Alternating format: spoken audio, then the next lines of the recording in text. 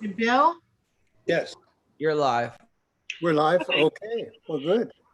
Thank you and welcome everyone to the September 9th, 2020 edition of the Historic Resources Preservation Board meeting. It is 6 o'clock. And could we get a roll call, please? Judith Fox. Judy, unmute. I think she froze. No, she's there. I'm having a little problem. My internet keeps going in and out. Really? Okay. I'm How odd. having trouble with my internet. The signal keeps going in and out. So Okay, there you are. Bernard Guthrie. Here.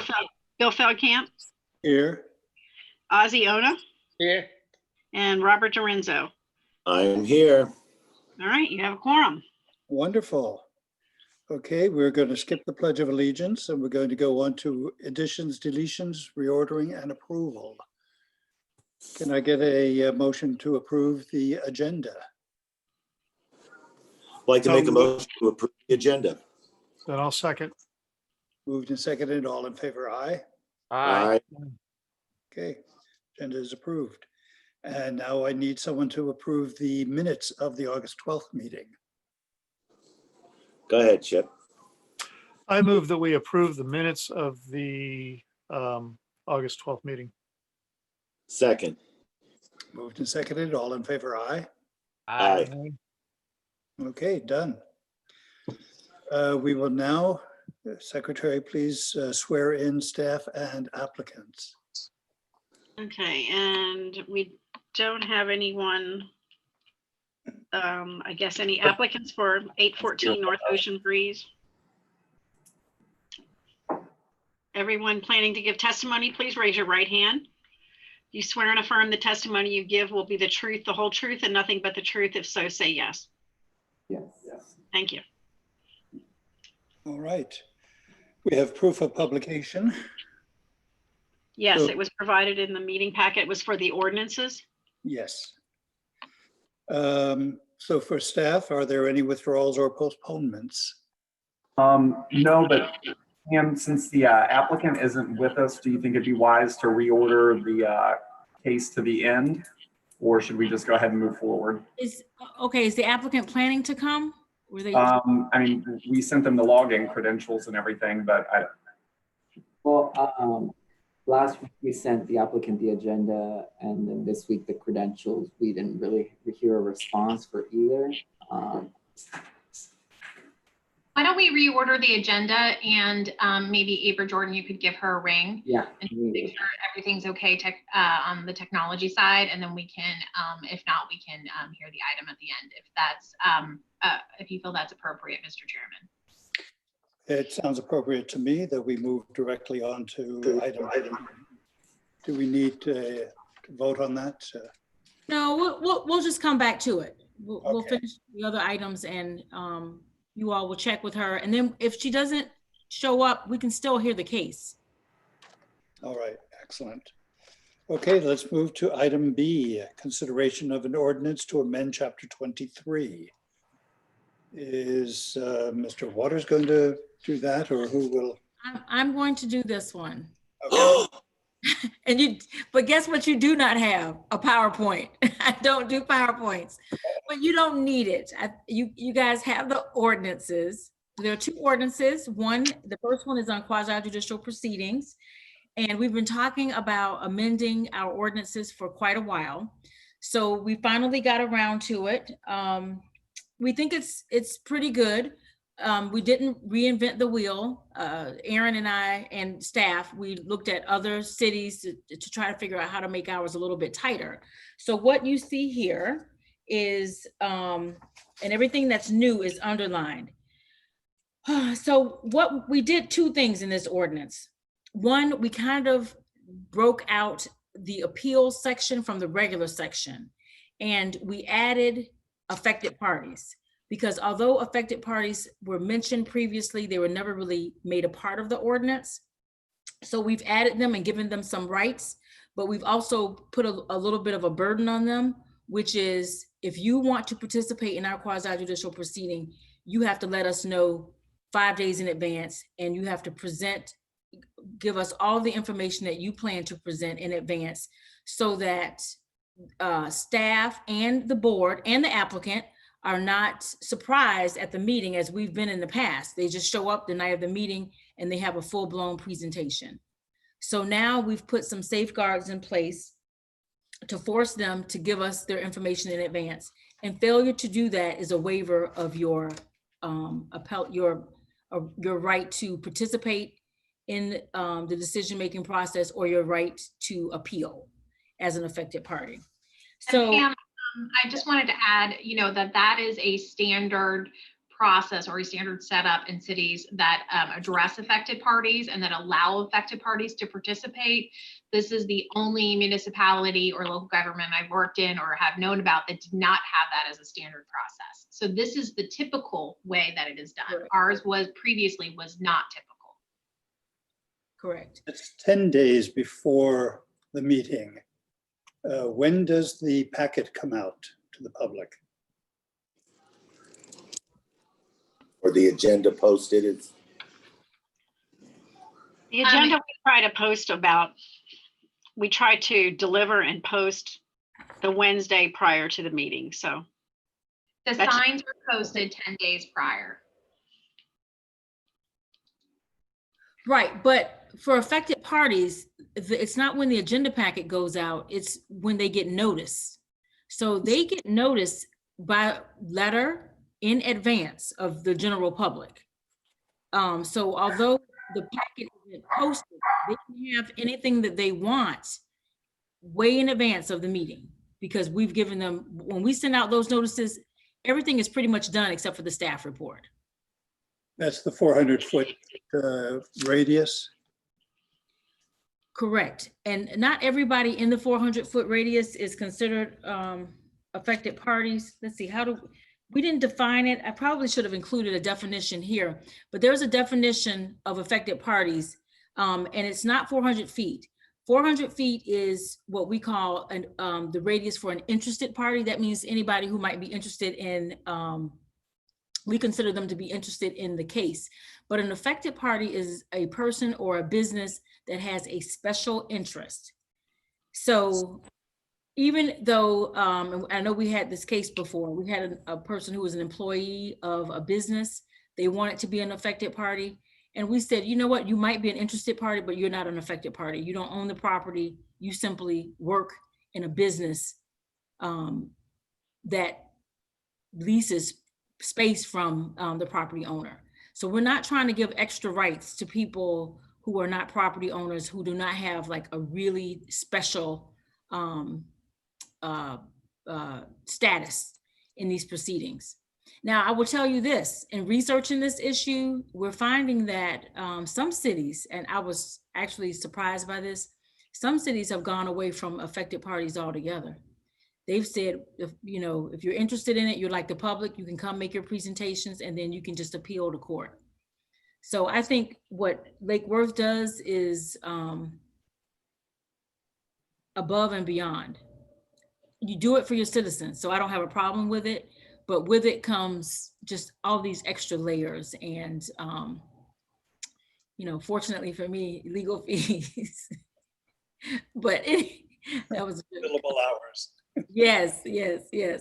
But so what we've tried to do is to make the process a little bit cleaner. Everybody knows what's expected of them. We added on page 6, I talk about the quasi-judicial procedure for appeals, and I've made it abundantly clear that you do not get to introduce new evidence. You only get 10 minutes to make your presentation on these appeals. You can't just go on and on for hours and days as they've attempted to do, especially with the city commission when they appeal a decision that you've made or a decision that the planning and zoning board has made. Now, this does not cover appeals to the city commission. It does. yes, It's any appeals. It covers an appeal of the DRO, which is the director's decision on an issue. If they want to appeal the director's decision, they would appeal it to you or to planning and zoning.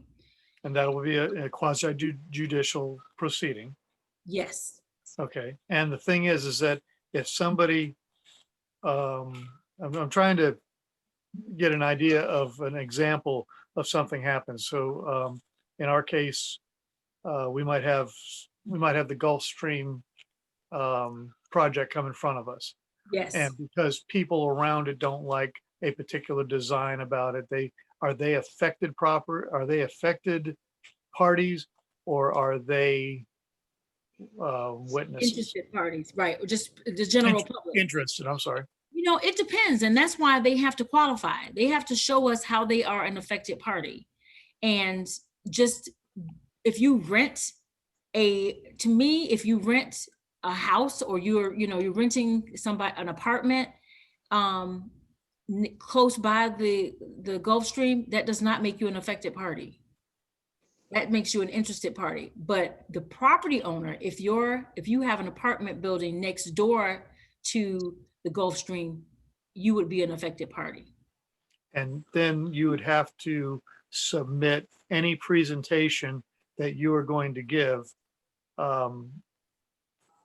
because you're there as an affected party. You would have to be able to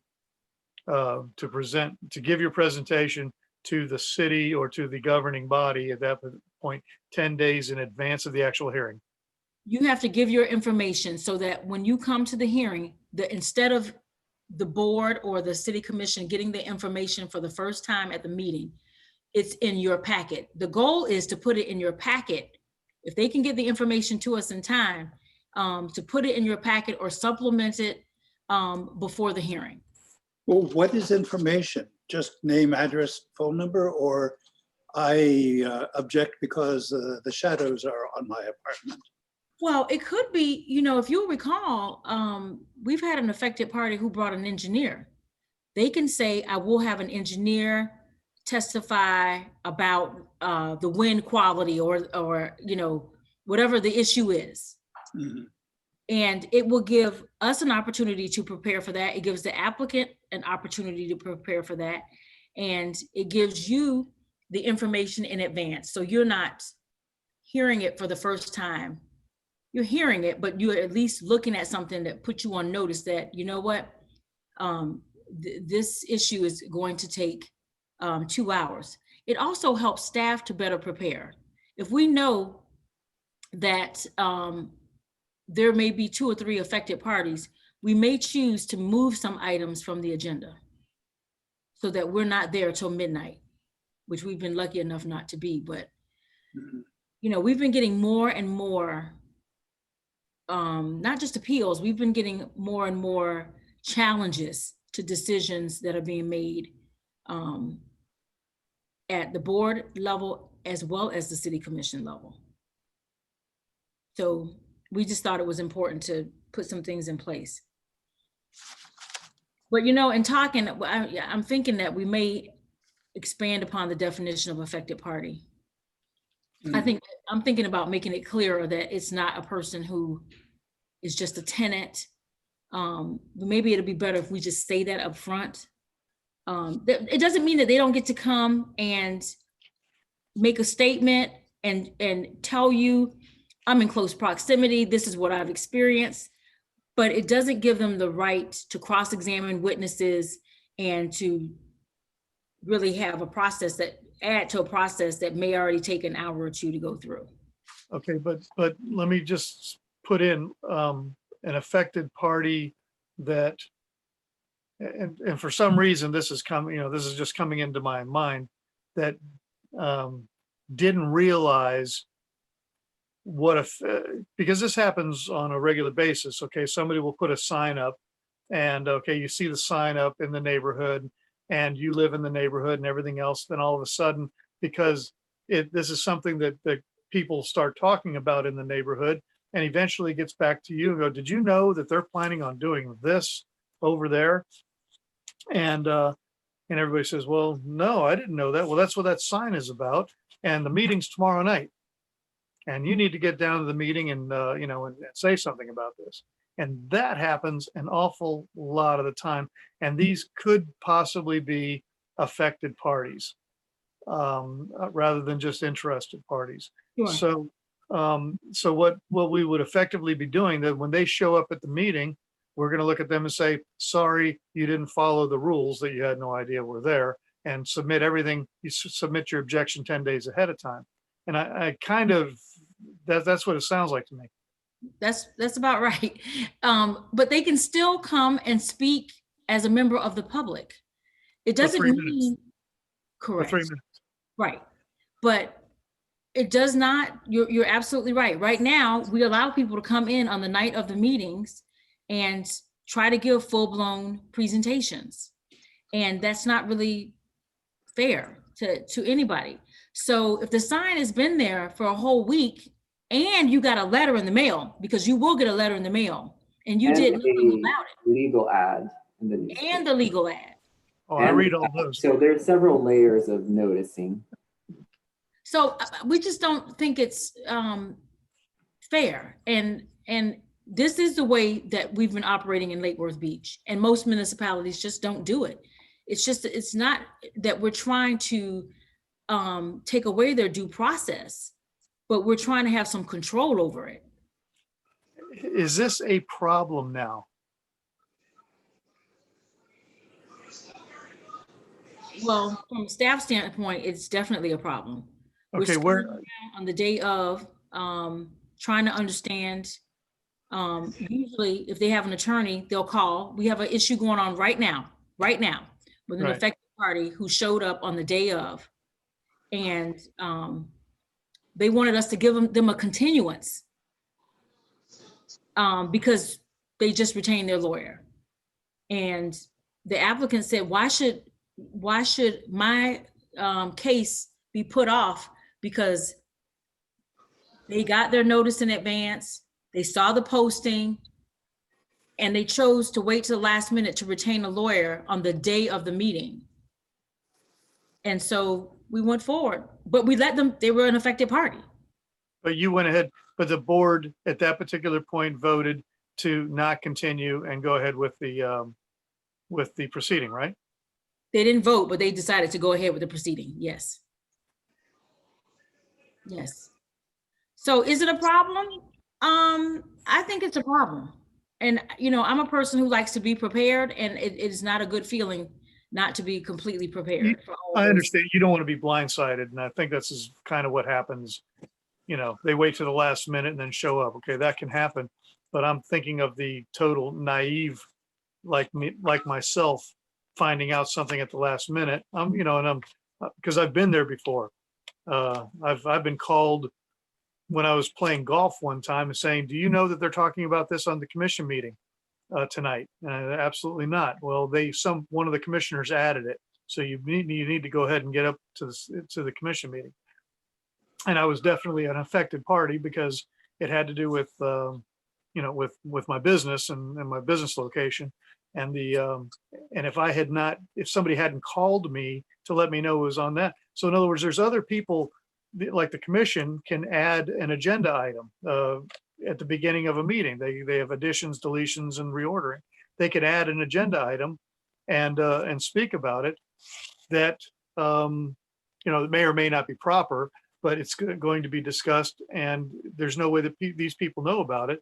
And here you've got a whole nother set of people that are going to be held under a rule that says they have to give you plenty of notice before they show up over there.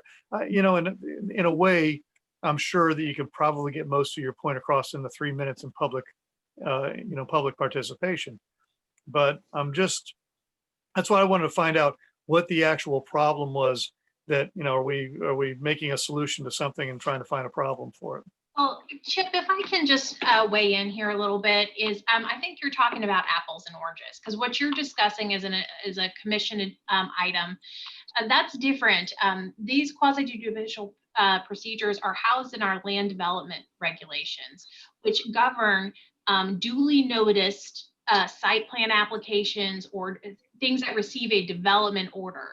That's a lot different than something showing up on a commission agenda. I mean, this is really specific for for items that are in that, items that come before you, they're on the web, they get a letter, there's a sign in the yard, there's no surprises. Right.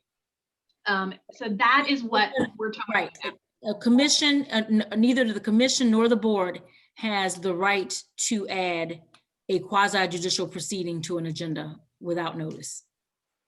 This is only for things that are properly noticed. Okay, This does apply to the commission. as Yes. well. Yeah. Question. Someone makes a presentation, provides it to staff for the board for our meeting or P and Z. If they wish, if it gets denied and they wish to appeal to the commission, they cannot change that presentation. It has to be the same items that were presented to us or presented to the commission. Is that what I'm understanding? That is 100% correct. Thank you.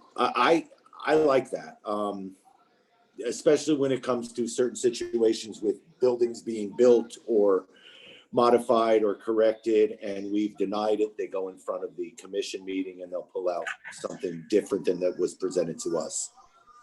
Correct.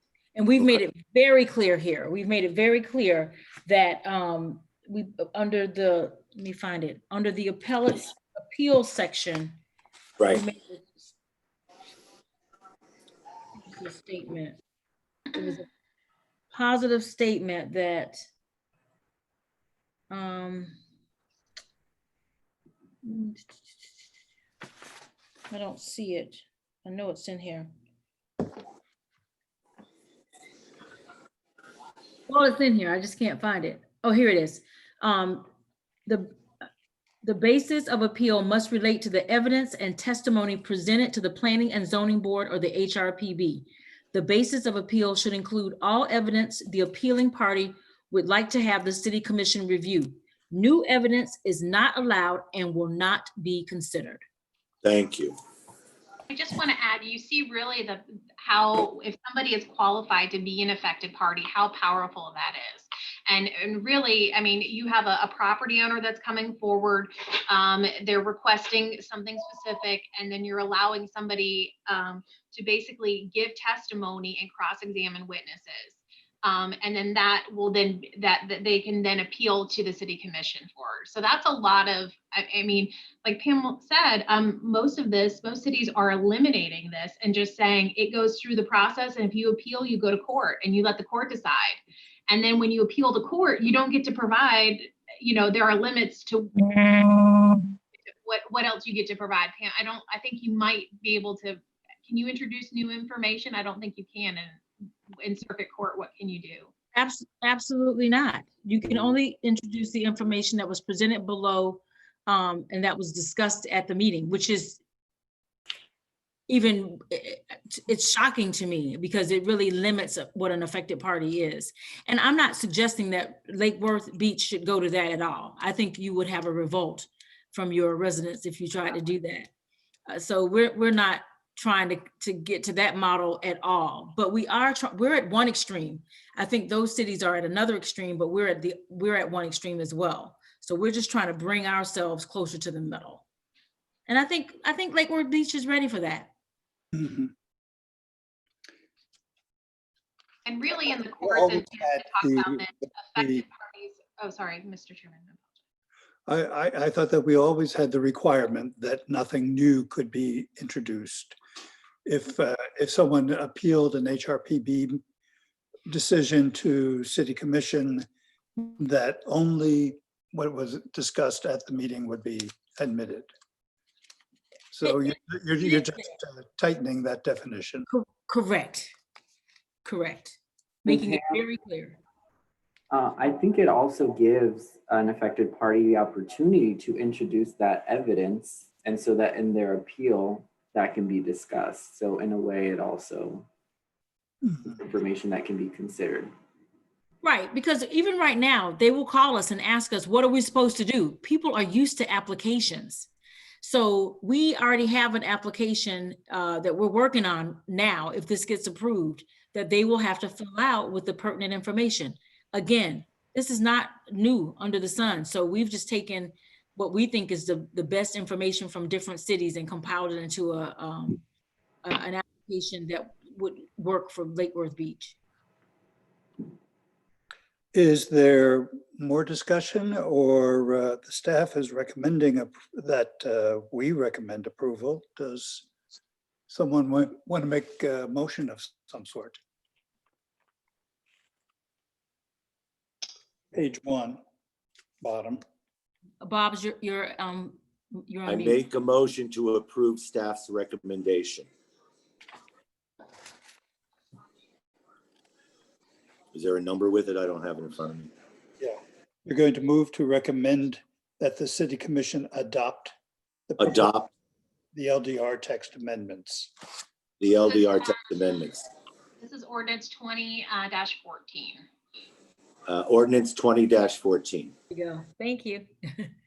Can I hear a second? Second. Second. Moved and seconded. Any additional discussion? No, I think. I'm just going to say, I wish I had a much, much better understanding of it. I did, knowing the reasoning for all this. I mean, I'm going to go ahead and vote for it, but sometimes, you vote on something like this, and then later on, somebody says, I couldn't even get it. I couldn't even bring my issue up. And then it's like, well, that's what we voted on. And, but I mean, I understand what you're saying, just because every other city does it, and you are having issues with it. I mean, that's the main thing. This is not a solution looking for a problem. Correct. We would Okay. not do that. A little more housekeeping. Yeah. All right, we have moved and seconded. All in favor of the motion, aye. Aye. Opposed? Motion carries unanimously.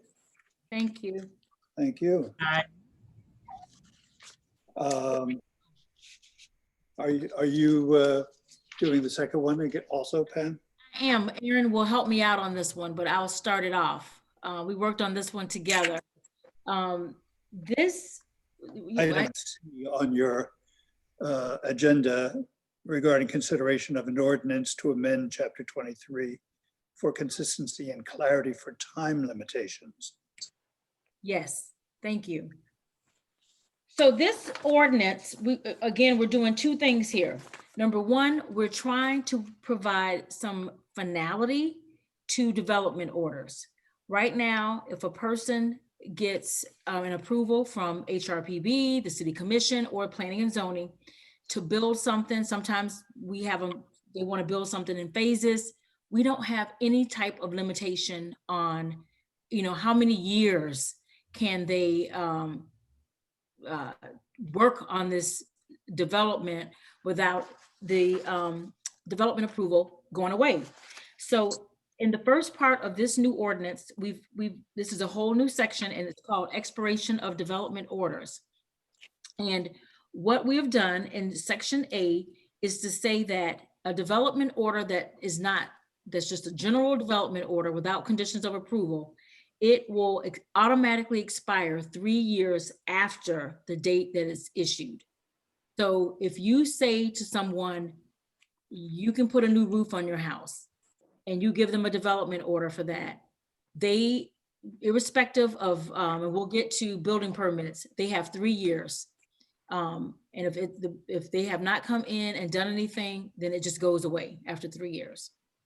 If there are conditions of approval, we will give the boards the opportunity to give them even more time.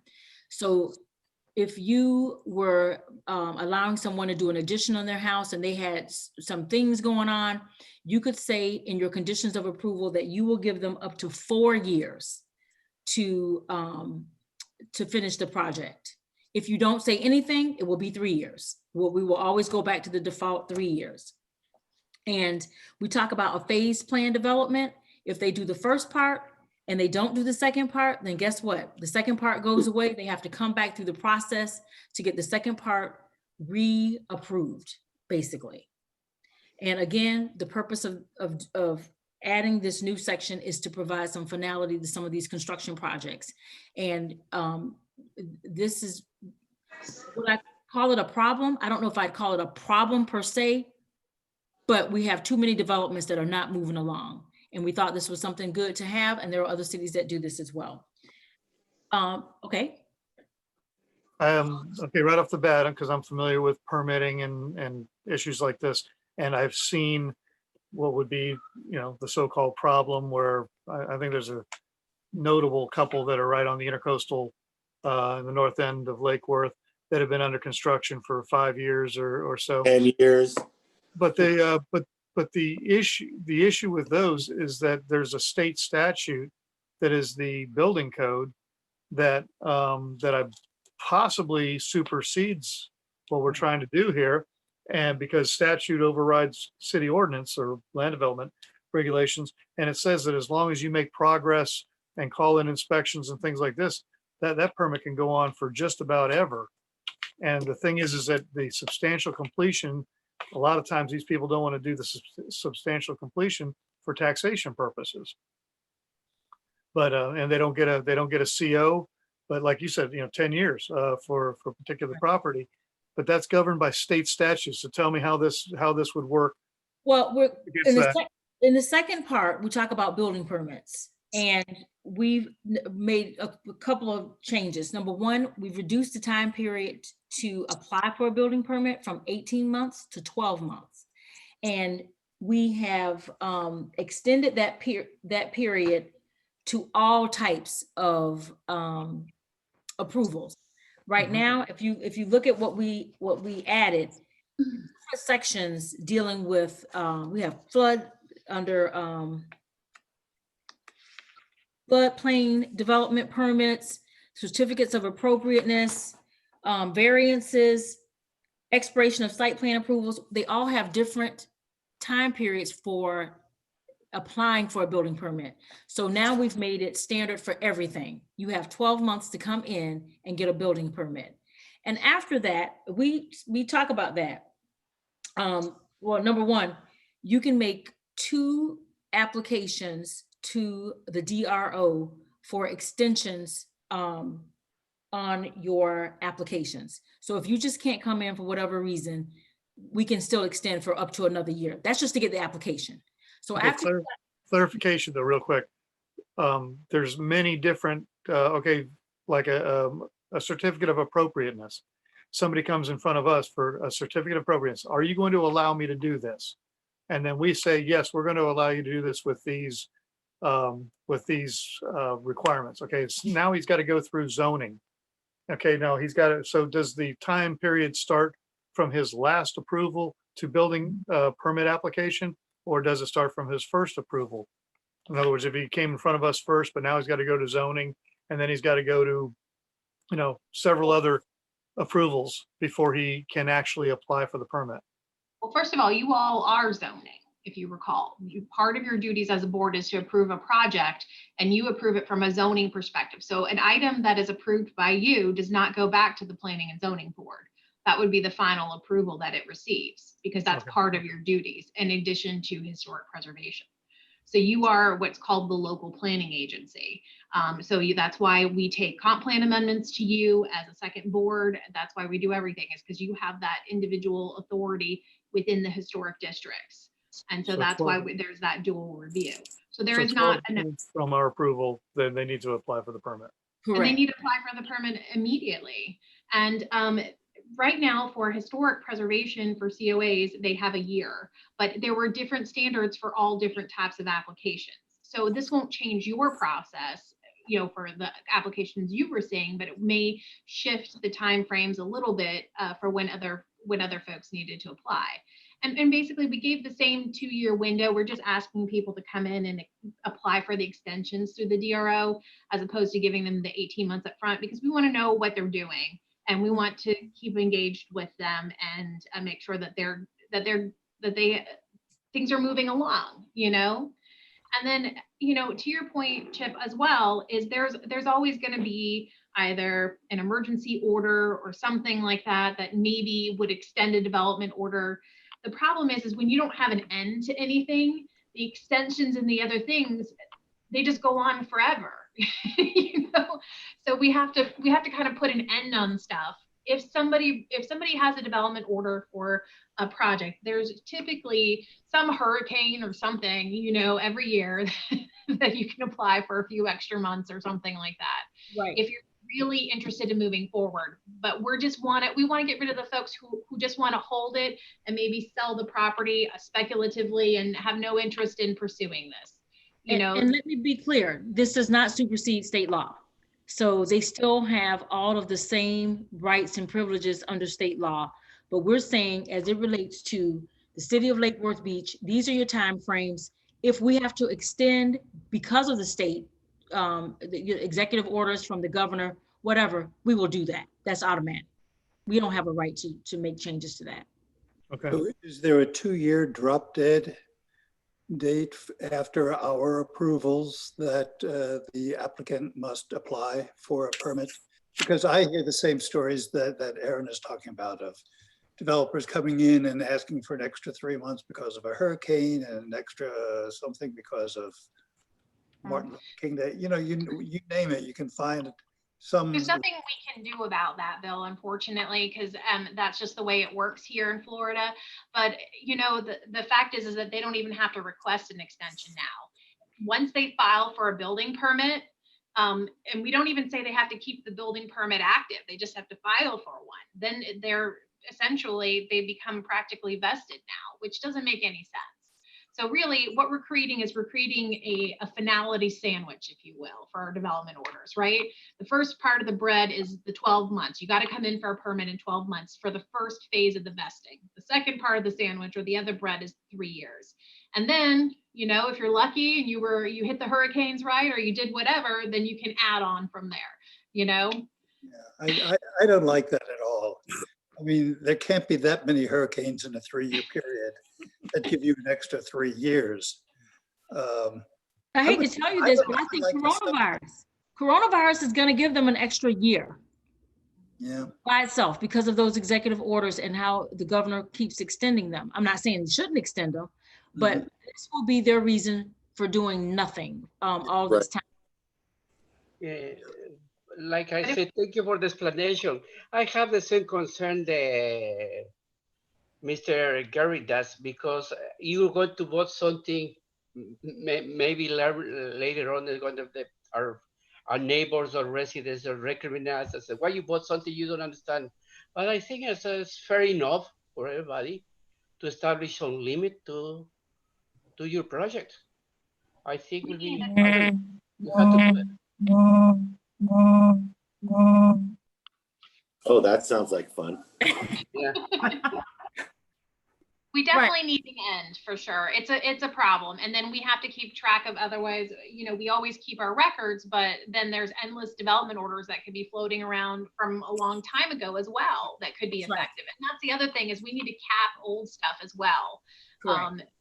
You know, technically, if something was approved in the 70s and there's a development order out there and maybe got lost in the shuffle, we don't have an end date or a finality to our development orders, that could just pop up and, you know, surprise, you know. So we need to just put an end to things. And it doesn't mean they can't do their project. It just means they have to go back through the process. And it also means if we've changed any laws, they have to now abide by the new regulations. You know, instead of them saying right now, this was approved in 1990, and I've been working on it ever since, and I shouldn't have to build it to code now. You need to go back to 1990. I mean, we wrestle with all kinds of little issues like that all the time. So are we making a motion to recommend the city commission adopt this land development regulations in chapter 23? Yes, sir.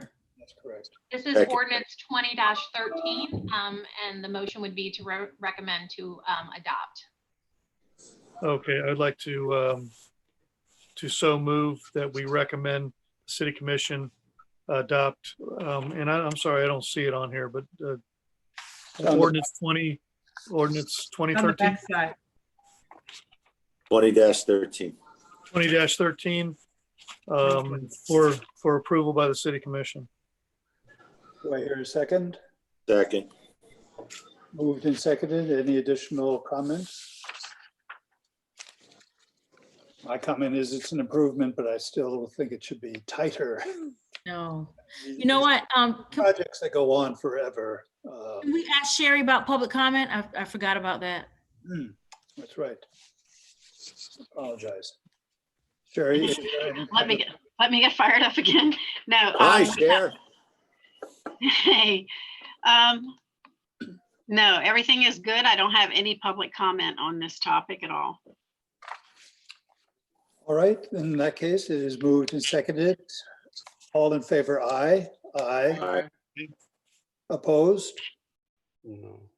Motion carries unanimously. Thank you again. Thank you. Okay, do we have one other? Abe and Jordan, were we able to get in contact with our applicant, or do we want to move forward with the COA now? Mr. Chairman, what is your guidance on this? Have we heard from the applicant? No, I called a couple numbers. I left a voice message. So I think we wait enough. Yeah, we've made enough effort. So I'd say let's just go ahead and present this project. Staff present it, and if anyone comes in for the owner later, we will take them. Okay, staff, take it away. One moment, Mr. Chairman.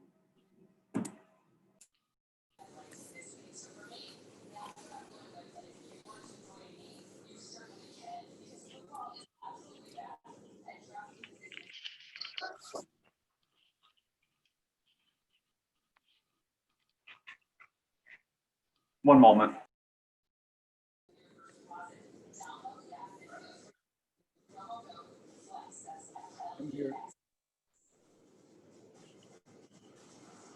It appears that she's just called in. Just one moment, please. Great.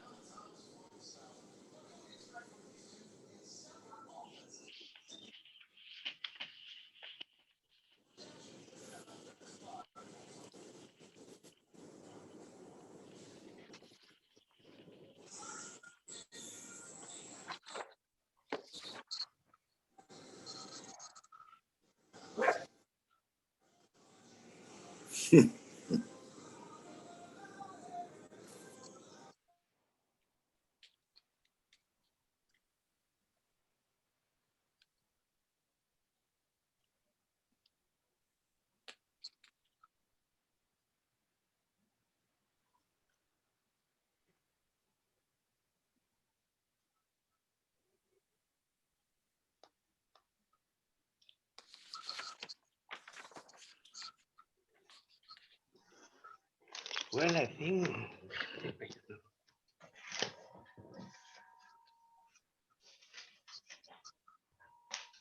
Mr. Hodges?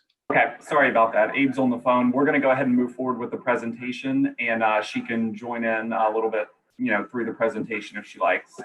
All right. Okay. Is everyone seeing the right screen? Yes. Okay.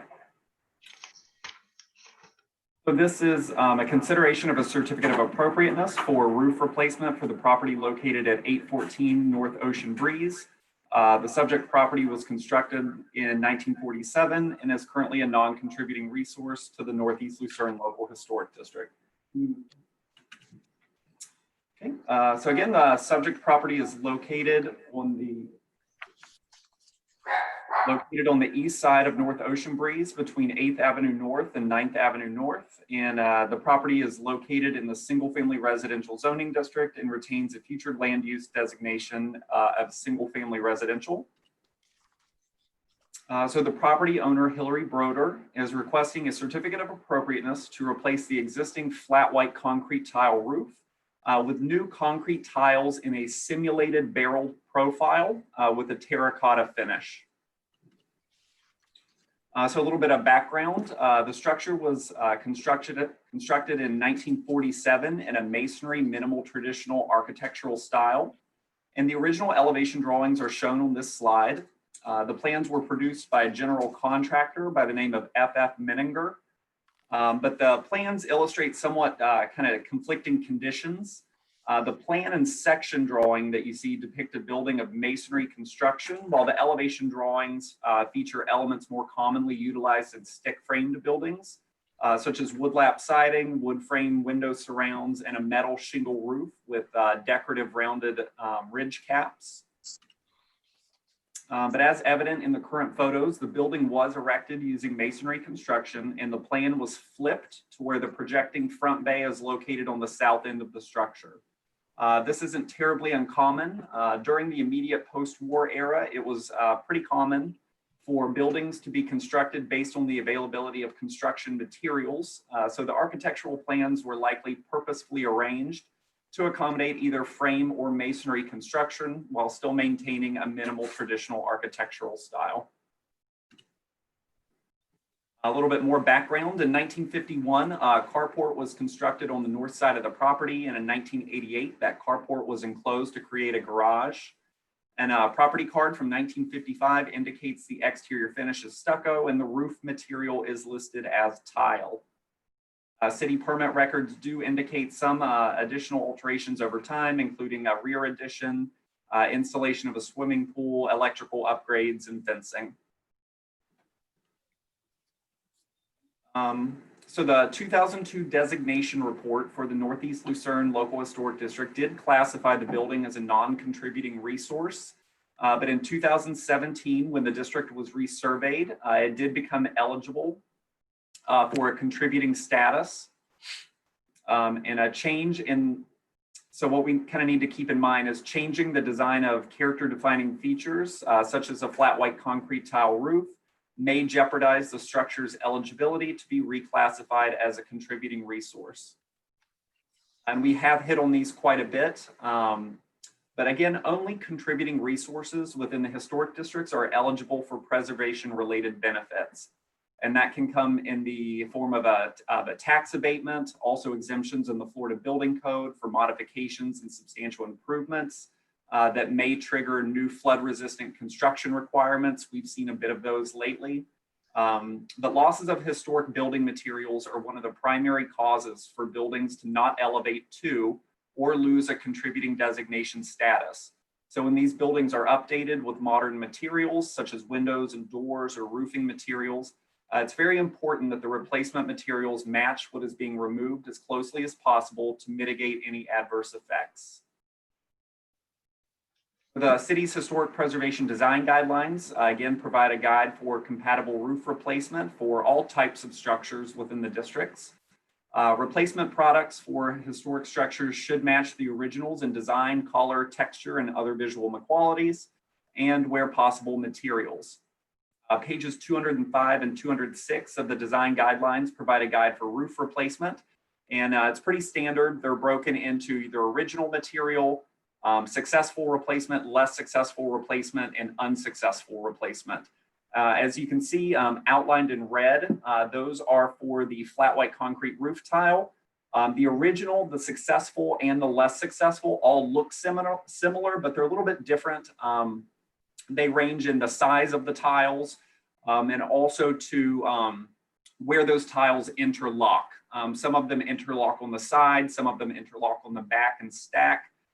We look at all of those, but we generally stick to if it's flat, if it's white, if it's concrete, if it's of a similar design, that's something we can approve administratively.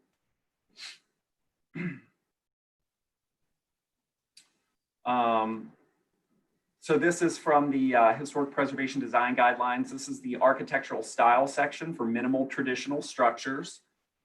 But again, these primarily used flat white concrete tiles as roofing material, and occasionally they would use asbestos shingle, asphalt shingle, and sometimes rolled roofing. Utilizing the applicant's requested material, which is the simulated barrel tiles in the terracotta finish, is a pretty significant departure in profile, design, and color. Masonry residential structures throughout Lake Worth were typically always designed with that flat white tile. And they, and the proposed tiles in terracotta The profile, the color, the design, they kind of replicate building materials that would be far more appropriate for a mission revival or a Mediterranean revival structure from the 1920s. Okay. The National Park Service, we did include preservation brief number 4, which is roofing for historic buildings. We have gone over that before, and it does kind of go through the issues and options for roof repair and replacement with alternate materials. And what the applicant would be requesting is an alternate material. So although this structure was never documented as having a barrel tile roof, true white glazed barrel tiles were occasionally used on masonry minimal traditional style buildings throughout the city. The example on the screen is 628 North Ocean Breeze, and that's kind of what that, what that looks like. But do keep in mind that these are true barrel tiles, which have a much more substantial profile than the simulated barrel tiles that the applicant is requesting. The proposed tiles in white would be a closer representation of the white glazed barrel tiles, and they could be considered as architecturally compatible alternative to the flat white tile, but the decision to use that alternative material should be weighed very carefully against the primary concern to keep the historic and authentic character of the building. Flat white concrete tiles that replicate, the original products are still widely produced today and could be utilized as a more alternative roofing replacement. The applicant did provide a justification statement that was included as attachment E in your electronic board packets. I believe her primary concerns were, she just found the terracotta tile to be more attractive. And it was due to, keeping a white tile roof clean, that the terracotta finish wouldn't show dirt as easily. Again, all exterior alterations to the structures within a historic district are subject to the visual compatibility criteria. We outlined those in the staff report and provided answers to each of them. But in summary, the proposed concrete tiles in the simulated barrel tile and the terracotta finish will result in a substantial change to the structure's appearance.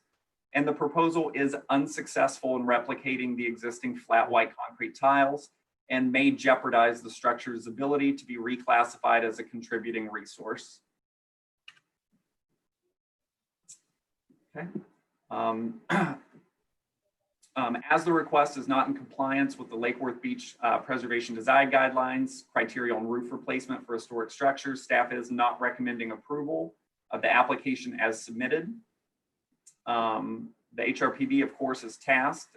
They shall review the application and supporting exhibits to determine if a COA for roof replacement can be granted. That does conclude staff's presentation. Okay, the property owner is in the Zoom, or she has joined the Zoom presentation. So I believe she can, answer any questions, but she'll of course need to be sworn in.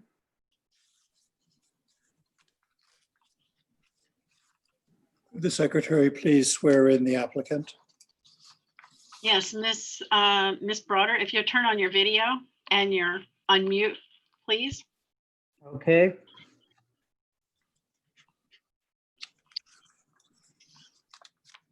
I've done that. You're muted now.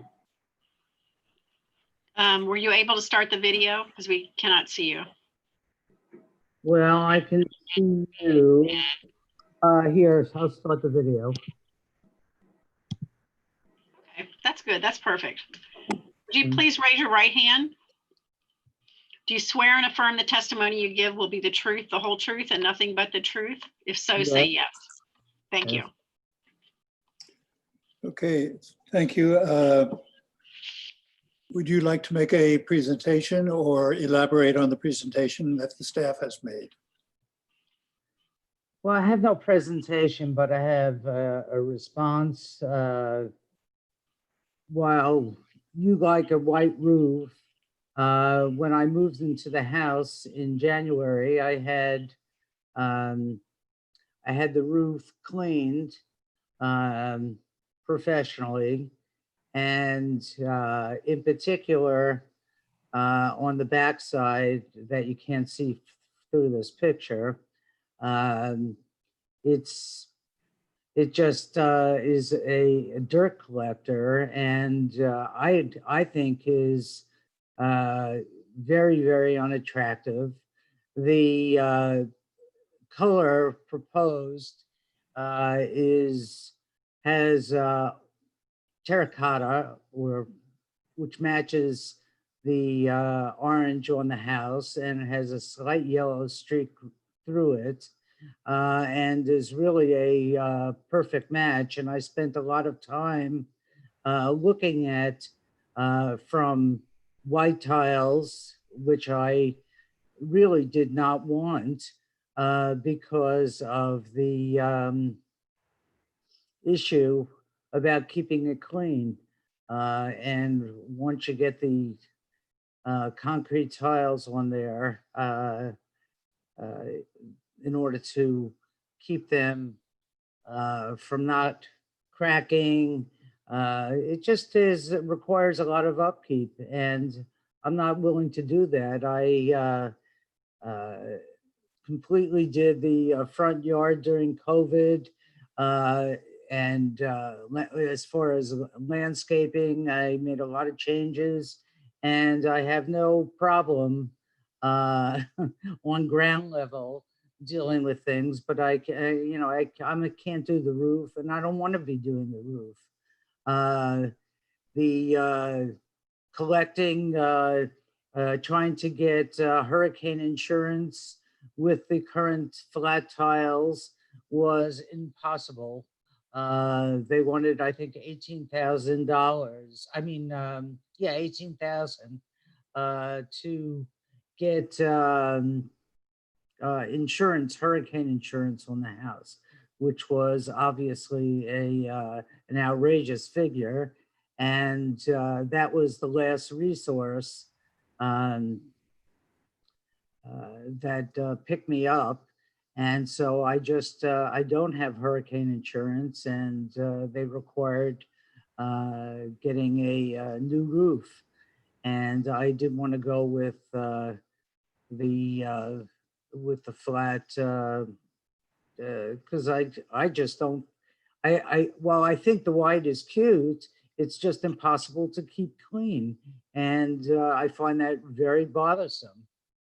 So I didn't want to go with a white tile, and I looked at metal tiles that I see are unacceptable in the historic district, and I agree. I don't think they're congruent with the look, but I do think the tiles that I selected really would be a nice complement to the house. And that was my opinion, and the opinion of a couple of different roofers that I had given me suggestions and recommendations. Thank you very much. Secretary, have we had any public comment? No, we have not had any public comment on this topic either. All right. Does city staff want to ask questions of the applicant? I did have one regarding the insurance on the roof. Was that due to the age of the roof or due to the tile itself? I had a DMI inspection that gave me 5 years on the roof, the current roof. So the estimate was based on the age of the house, I believe, and which of course we can change, and you know, we adore as people who like historic things, and it was so that was one of the notices. So it was the fact that they don't use this tile anymore, and that was the major reason that it was not replaceable. Okay, thank you very much. Do members of the board have questions for the applicant? Any questions? I'd like a little clarification from staff, if I could, please. The significance of this being a non-contributing structure at this particular moment, but within the next short period of time could be, this would, if we change the roof design, it could impede the ability for this to be considered contributing? Yeah, absolutely. So in going through our new surveys, we're finishing up Southeast Lucerne and Old Lucerne right now. Original roofing materials, or new roofing materials that are compatible and replicate historic roofing materials. Buildings that have lost those over time are probably, it's probably one of the absolute most common factors that reduces a building status from contributing to non-contributing. Roofs are just, they're one of the most visible aspects of a building. And when you think of, our resources here in Lake Worth, they are very small, very minimal style structures. There's not a whole lot of ornament. So simple things like roofs and windows are very important when determining a contributing or non-contributing status. Absolutely. Now, the other question I have on this, the roof that is existing with the white tiles produces a horizontal appearance to the roof. By going with a barrel style or an S style tile, even though it does have that horizontal configuration to it, is that going to be an issue because you're changing the visual component of the roof to a more vertical? Yeah, like right there. So you can see it in the example at 628 North Ocean Breeze. It's a very different appearance for the building. It's a different story if they're designed like that. This building still maintains its original roof. We have property documentation to kind of back that up. So when, buildings are surveyed, there's a lot that is researched. They go to, historic property records. They'll look at old photographs if they're available. And just the, a lot of the times surveyors are just able to look at something and tell, if it's original based on profile, material, finish, things like that. So, on this property, it would have a, pretty different effect. The simulated barrel tiles, they're not quite this, they're clearly not the same as a flat tile, and they're not quite the same as a true barrel tile. True barrel tiles are much wider. They've got more heft to them. They're a little bit more dense. And they do, when they stack, they do absolutely have very pronounced valleys and ridges. The simulated barrel tile, that's a later iteration. And it evolved for several reasons. One, it's easier to lay. It's certainly not as labor intensive, and it's just easier to mass produce that and kind of, stack them. So it's a different profile. I wouldn't say that it exactly, I wouldn't say that it's exactly compatible, even if we were comparing it to, even if this building had a true barrel tile roof to begin with. I have a question for the owner. The price differential between these options is not gigantic, is that correct? That's correct. All right. Are there other questions from board members? Yes, hello, Hillary, how are you? We live just around the corner where you have your house. Congratulations, you really did a fantastic job. You work hard on your property. But before you decide to have this new roof, did you talk to the staff with Jordan or somebody? Because we had to follow some rules and regulations. I know as your place, you're thinking it would be much better your idea, but before, did you talk with Jordan or somebody in the city? No. A matter of fact, no, I did not. I didn't know that was required, requested. I just wasn't sensitive to the overseeing, but I did look into hurricane shutters, and I was told, not I wasn't told, but I wanted to inform myself to see if they were compatible with the historic preservation group. And so, because that seemed like a more significant change, even not a significant change, like a, you know, really a difference in the potential appearance. I felt that the big barrel tiles, I did look at those as well, and I thought the boldness and the size of them, they are larger. I don't know if they're, you know, as Jordan indicated, they're more difficult to put up. That I don't know anything about. I was merely looking at it from an aesthetic perspective. And for me, from a aesthetic perspective, while I like the white, looks cute on the house, it's, you know, I mean, I had to clean it immediately. And after cleaning it, you know, it's just something that in less than 6 months, it has to be recleaned. And if you put new fabric on there, apparently some of the cleaning materials can be very abrasive. And I don't know, you know, I don't know anything, I really don't know anything about it, other than I would want to do it in the most conservative way to for environmental reasons, and seeing what materials they would use to clean a roof.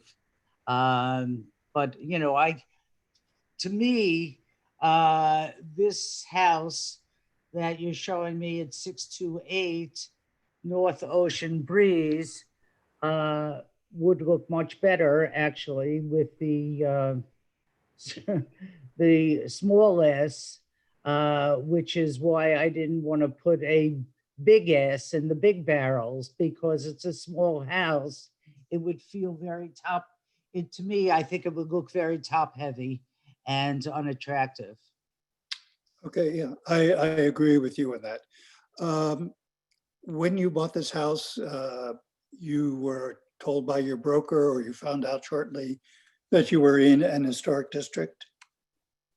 Sir, the circumstances that I got this house was that my brother passed. He had an accident, and when he was in rehab, he died.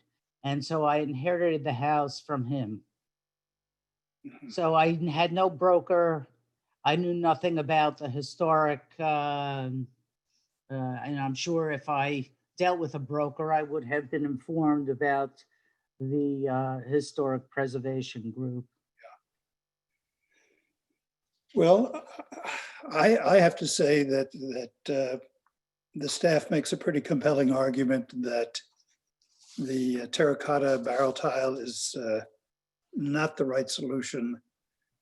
I don't think that I would be in favor of that. Other members of the board have other thoughts? Yeah. You know, like I mentioned to you, I live just around the corner. It's more like a taste, and I know your brother before you move in. And the way to preserve in my opinion, it's another opinion, everyone has their own opinion. I think it would be good to see the keep the same as the style you have right now, with the white tiles. I know it's easy to maintain, especially it's, like I said, it's my opinion. But the more important for me is just that we let you know we have a lot of issues with the roofs around the cities, not just you. And in the end, we had to follow whatever the staff recommend to us. Because like you are, we're just members of this board, and we recommend, we try to protect the city. And sometimes we had to go against the wishes of the homeowners, and also support and respect the opinion of the staff. because they spend a lot of time, a lot of thinking, and always they're good to give you the right opinion. And in the end, even as investment, I think would be good to keep it like with the White House. You know, if you have time, go to talk to Jordan. You will be pleased, so pleased to talk to him. He's really well informed, and they will be the information he can provide is incredible. And you will be very pleased to talk to him and get some more information. And like I said, it will be good for you and for your property. Thank you. Is there any other comments, or can I hear a motion?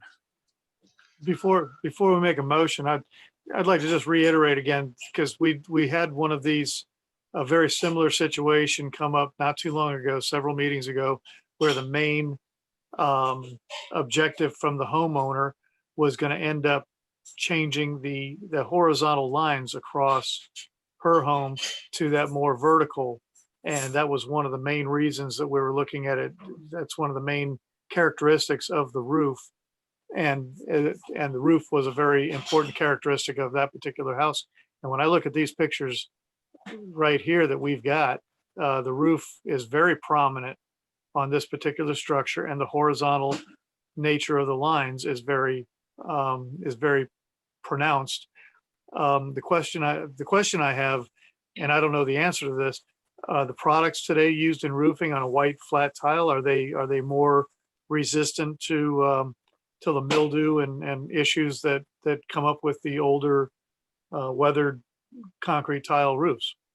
So there are a couple different options that you can do. So you can do a concrete tile that in and of itself, the concrete is actually white. You can also do what's called a slurry coat, to where those tiles are dipped or painted with a white slurry material, which reduces how porous they are. They're essentially sealed tiles, so it prevents a lot of the mold and mildew from taking root within the pores of the tile. We approve both, and I believe they're about the same in cost comparison as well. Well, I did actually look at those materials, and that was my initial inclination, was to get the white and that slurry material. I'm pretty sure I have a sample of that here, and I thought it would.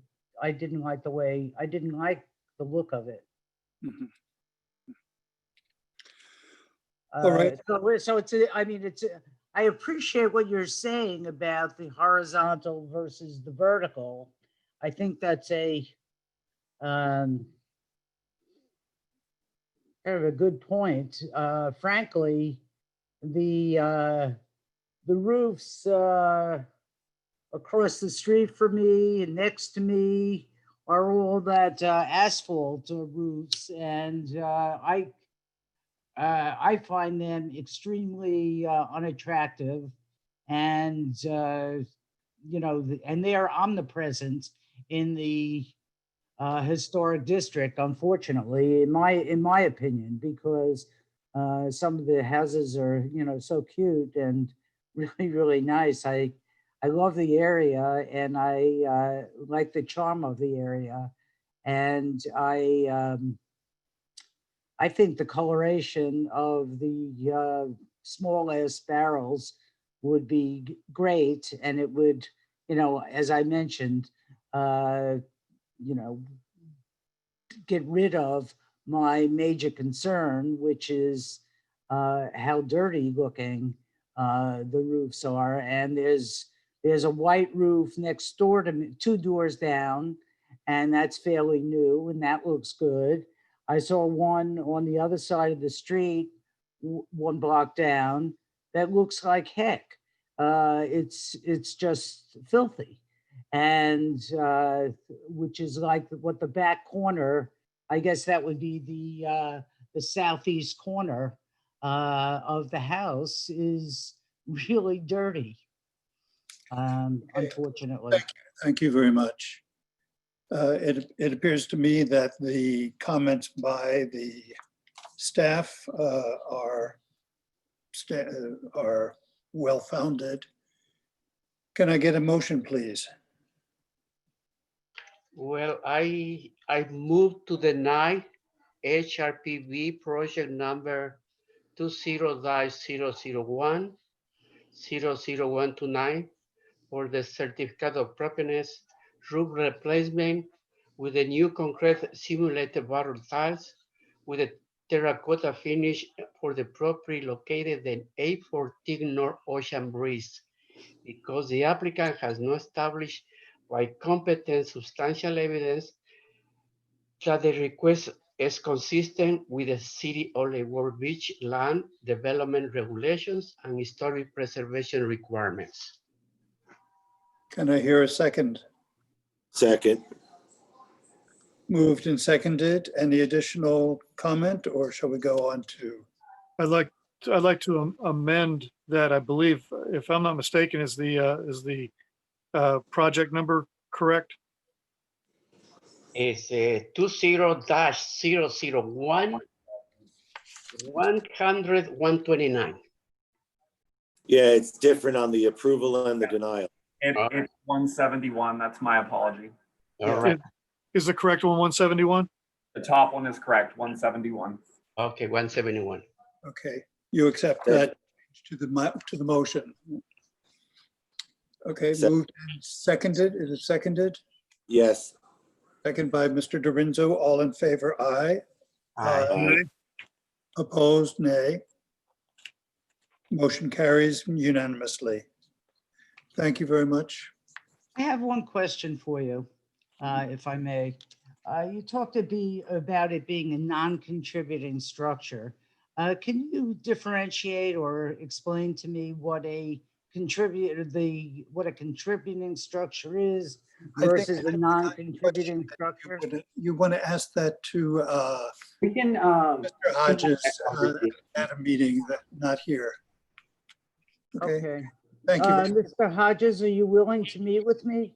Yeah, absolutely. I'll shoot you an email right after we're finished. All right, thank you, sir. Okay, All thank right, you. thanks for your attention and consideration. I guess I have no choice but to accept it at this time. Thank you. Thank you. Thank you.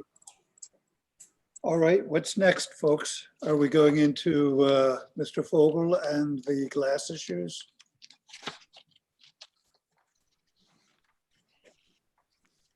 I'll say before we get into this, Abe has worked tremendously hard over the past few weeks on this. I got some really great information for you.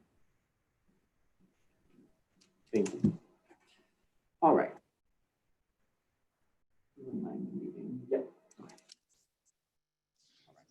So tonight, we're looking at consideration of amendment to the COA approval matrix that adds clear glazing standards and consolidates information that impact the exterior appearance of.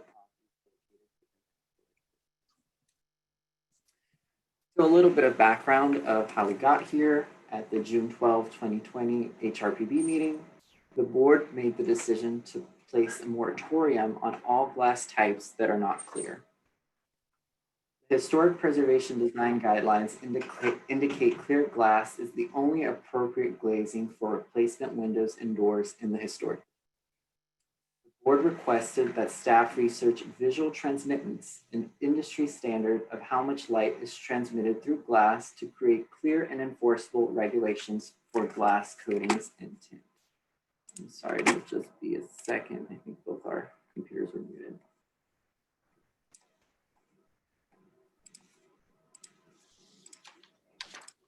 Sorry about that.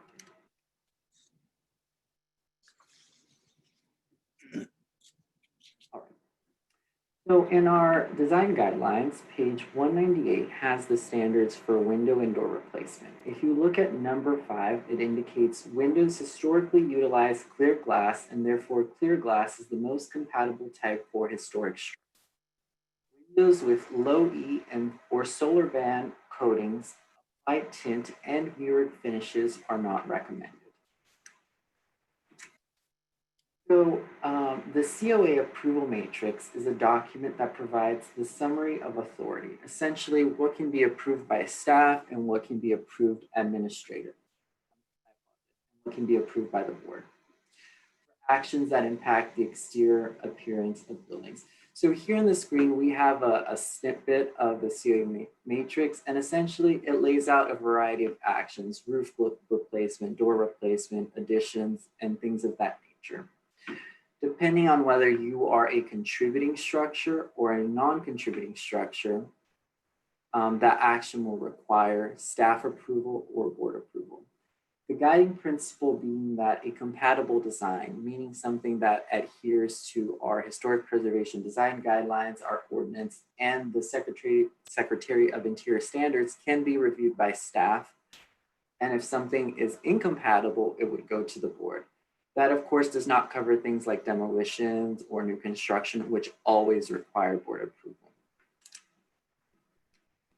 So moving on to glass.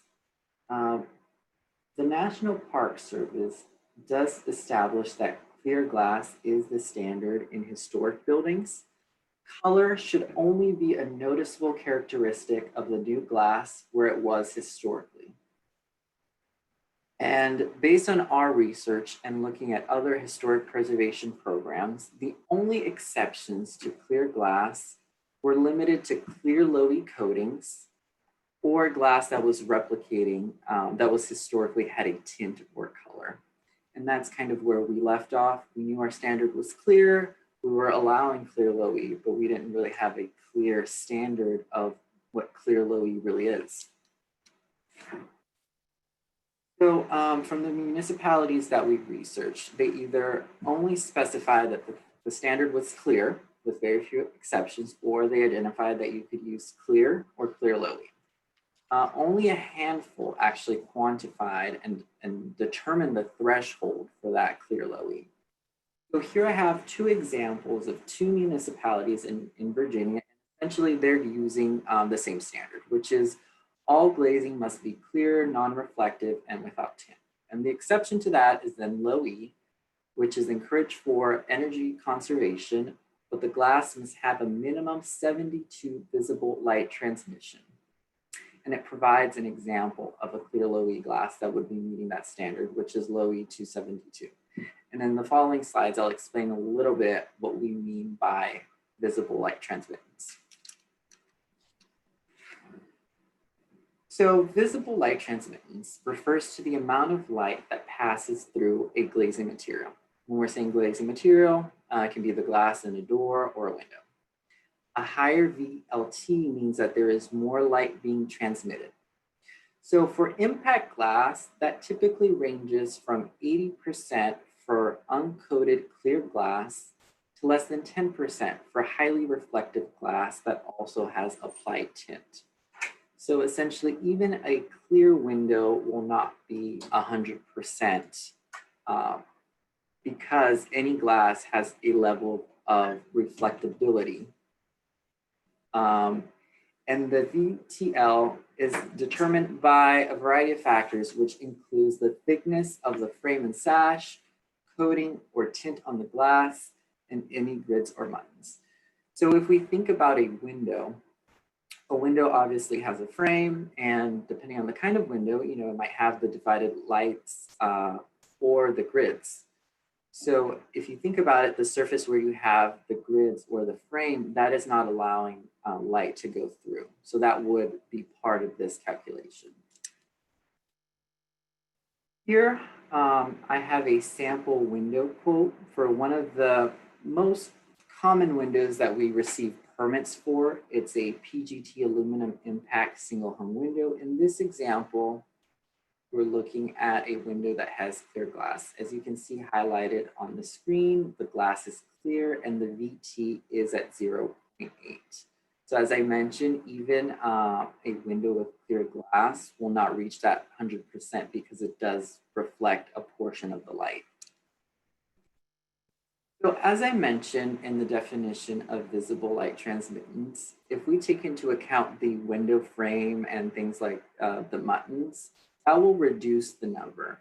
So a better measure to compare different kinds of glazing. So if I'm comparing a window that has tint versus clear, or a window that's clear and it has low E, we can look at what's called visible light transmittance center of glazing. So VT values for the whole window are always less than the center of glazing, since the VT of a frame is 0. VT COG is useful for comparing the effect of different glazing types, not the total window product. So if we look at the window below, the one to the right has a thicker frame. Although it's using the same glass, the VT number would be different, and it would not really give us a true comparison of the two glazing types. So VTCOG is a better quantifier of that because it's only taking the glass material itself into consideration. And here we have another sample quote, again, looking at a PGT aluminum impact single hung window. And this time it has one of the low E options, which is offered VT. And here, the VT is 71. In our previous slide, it was at 80. So this would be roughly meeting the standards that we saw at the other municipalities. So based on our research on other municipalities and also looking at what is offered by our local manufacturers, we've drafted the following standard. All glazing must be clear, non-reflective, and without tint. Low E is allowed, but the glass must have a minimum 70% visible light transmittance. So many window manufacturers in South Florida do offer low E coatings that would meet that standard. And it's staff's analysis that a 70% VTL can be considered within the range of clear glazing, which is the standard set by the city's historic preservation design guidelines. However, if we try to push that further from the 70%, we would be recommending an amendment to the design guidelines, since that would fall outside what we consider clear. So here it's just a brief example. With any standard, there will be different. So with PGT, for example, they're one of the largest window manufacturers here in South Florida.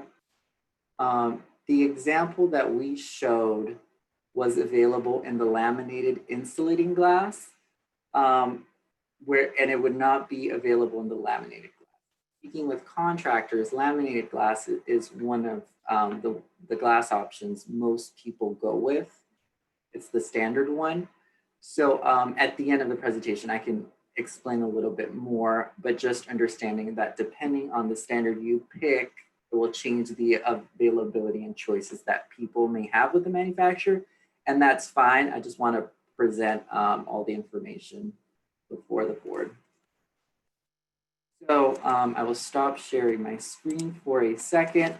We have different samples. I did take photographs, but I believe in the live video, they appear a little bit.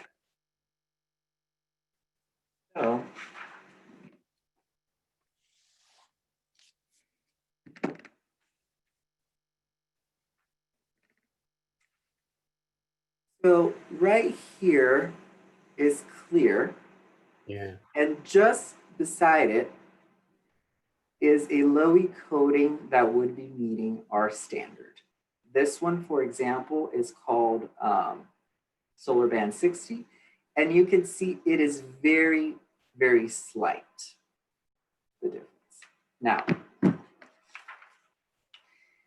there is also the one that's a step further. So essentially with low E, if it has more coatings, it will reflect more light. And so for comparison, it's a little bit bigger sample. You can see the last example, you saw that the green was very slight. So that would be an example of a LOE that would not be meeting this standard of 70%. I will just wrap up the presentation and I can pull those samples out if you want to see them in different angles. Okay. So as I mentioned, we have our COA matrix. Here's a snippet where you can see the whole matrix. There's a list of different actions, door replacement, roof replacement, decks, pools, all of that. And you can see if it requires approval, if it's board approval, if it's staff approval. Essentially, we would be adding a footnote that would have that standard. If the board would like to proceed with the standard that we're presenting. To implement the standard, we currently have a checklist for windows and doors that is on our website. We would update that to clearly indicate the standard and also request a window quote that has that visual transmit listed so that we can verify that. So to conclude, we provided a wealth of information, but we are happy to go and do more research to look at the availability of these coatings to meet that standard, and we would also welcome and having industry professionals. Mr. Chairman, if I may, we're not necessarily looking for a final direction tonight. If you feel like you all need a little bit more time, or you want to ask some questions and have staff go back and research, that's more than fine with us. Just in our initial research, this is what we came to as being the closest to qualify as clear. If we want to then move away from clear, we need to contact the state and see what all of that would mean. But if we're going to stay within the realm of clear, as our design guidelines state, then we feel like this is as close to clear as we can get that still qualifies as clear. So just some food for thought for your discussion this evening. Okay. Are there questions from board members? I have some. All right. When a manufacturer specifies windows to a prospective client, is the VLT part of those specifications? So that is a standard window specification. So and actually this afternoon when I went to pick up these samples, as the contractor manufacturer is inputting the order, that's one of the numbers that the software spits out. So and although we don't require it routinely, when people submit their permits and it has a quote, we see that information. So, okay, now you spoke earlier of the VLT COG or center of glass, and do they also, when they give the specs, do they give the two different values? Do they give the VLT or as well as the VLT COG?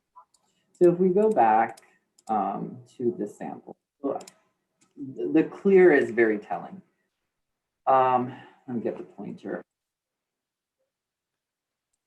So it's clear glass. So here we have the VT, but like, as I mentioned, that's taking into account the frame. So that really kind of distorts our understanding of the glazing because that's clear glass. So the VT COG, which is just looking at the glass, is also provided. Where do you see that? So so are you seeing my pointer on the screen? I am. I see the VT and then 0.64. So that would fail, right? Yeah. Well, yes. And if you think about it, it doesn't make an awful lot of sense because this is clear. But if we look at the one that truly is only looking at the glass, you'll see that it's at 0.8, which as I explained, even clear glass will not get to 100 because it reflects some of the light. So to your point, Chip, we need to revise the standard to say VT COG. It should have said that in the recommendation. this has been kind of a moving target. We've been just getting a lot of information. So we really were identifying the difference over the last week. So the standard really should say VTCOG and not the VT. You are correct. Or we Okay. might want to use a more descriptive word, because even in the other municipalities, they've always used VT. There wasn't that distinction of, really, if I'm going with a window that has a thicker frame, it's going to bring that number down. So yeah, that's a great point, Erin. We should definitely tweak so that there's no confusion in regards to that. So a long answer to your question, that is the number that's also, these are all numbers that they're just putting the order in, and all that information is coming out. Okay, now listening to your presentation, from what you're telling us and what I believe I've heard the board discuss, most recently with the property down the road over there, the VTCOG is going to be what we're shooting for the light transmission, without taking into consideration any muntins or thickness of framing or anything else. What we're more interested in is going to be the color. So when we go into the tints and the colors of this, the other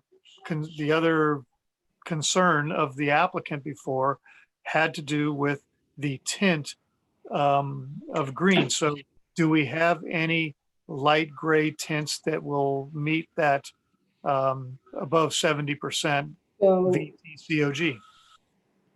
So when I ran the quotes, the tints were coming in darker. I think with the last application, what we ran into is we were comparing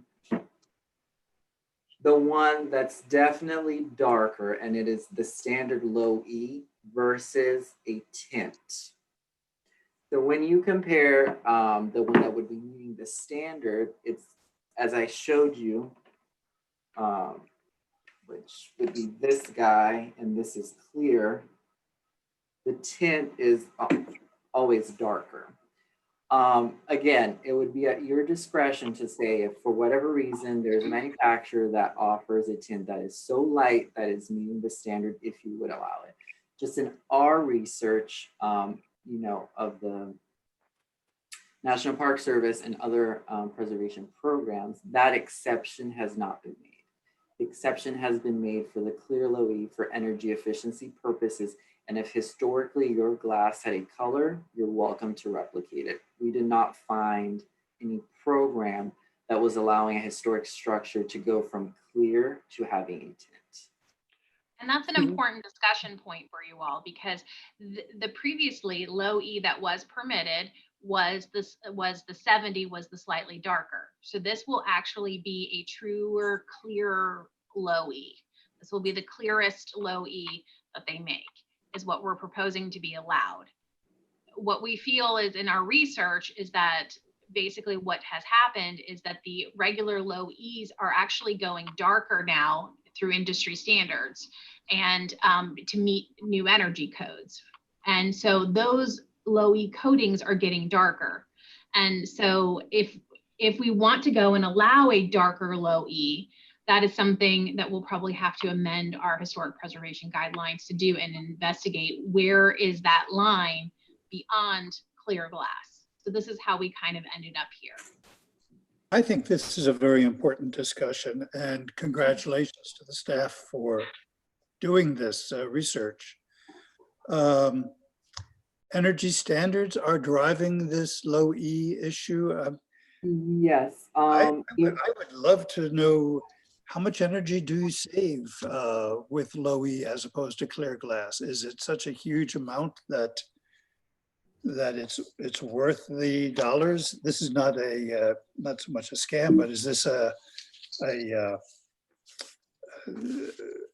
something from the manufacturers to say, well, pay an extra 20% to get the low E, and it's going to take you 15 years before you have a payback on it? Does anybody know how much energy is saved? And I hate to require more research from the staff, because I think you've done a great job so far. Yeah, we can definitely do additional research. I know when we started looking at it, and from information, even in the past, sometimes people claim that their tint will offer greater energy efficiency. So there's plenty of research comparing tinted glass versus a low E that shows the low E reflects light better and offers greater energy efficiency. And that's why it's great that we have certain types of low E that are fairly clear, because it, it's marrying, the preservation side with the sustainability and energy conservation side of things. As far as the industry things is something that really bothers me, to see a restoration and the windows are so out of context. So I'm glad we're doing this. And the last thing I would like to add is, in my conversation with contractors, that the way the industry is moving has a lot to do with new construction and meeting, the current energy code.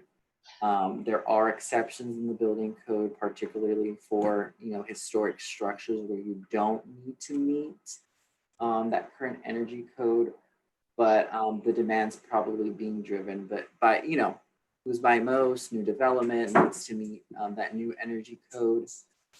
So that's why we're seeing that low E offering going darker and reflecting more and more light. Can I ask a question? Sure. Yep. On our presentation that the main reason we put the moratorium on for the time being had to do with, and I believe there's some confusion, that the homeowner was stating that there was when you talk about low E, that is an energy saving aspect. It's a treatment of the actual glazing that reflects the heat energy from the sun. That is not the same as tint. And I believe that we were being led down the primrose path last time with somebody saying that this tint is an energy saver or this tint is low E. And I have not heard anything except for you have clear and clear low E, which is it's the only low E that is out there that I can see so far.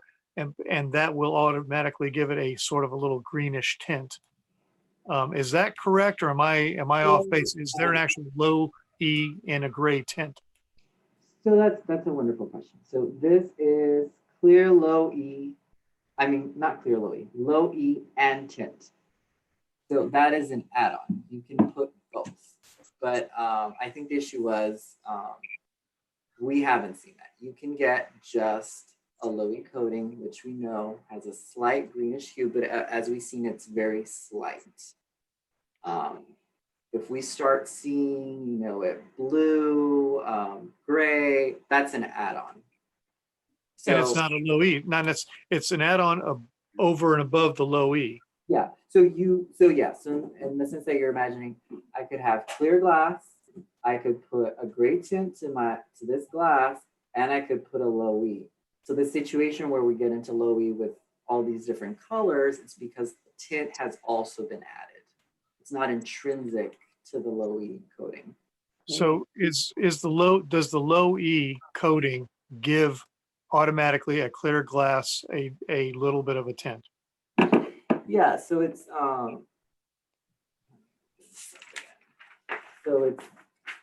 clear is at the bottom.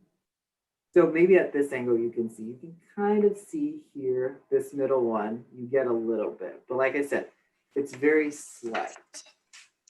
And Abe, the one on the top is the one that has been being approved as well. I think that's important to know.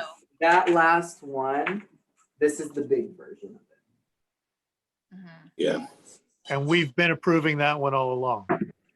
So the issue has been, we've always specified it was clear low E, but it might be for this one, and we'll still get a quote that says clear low E.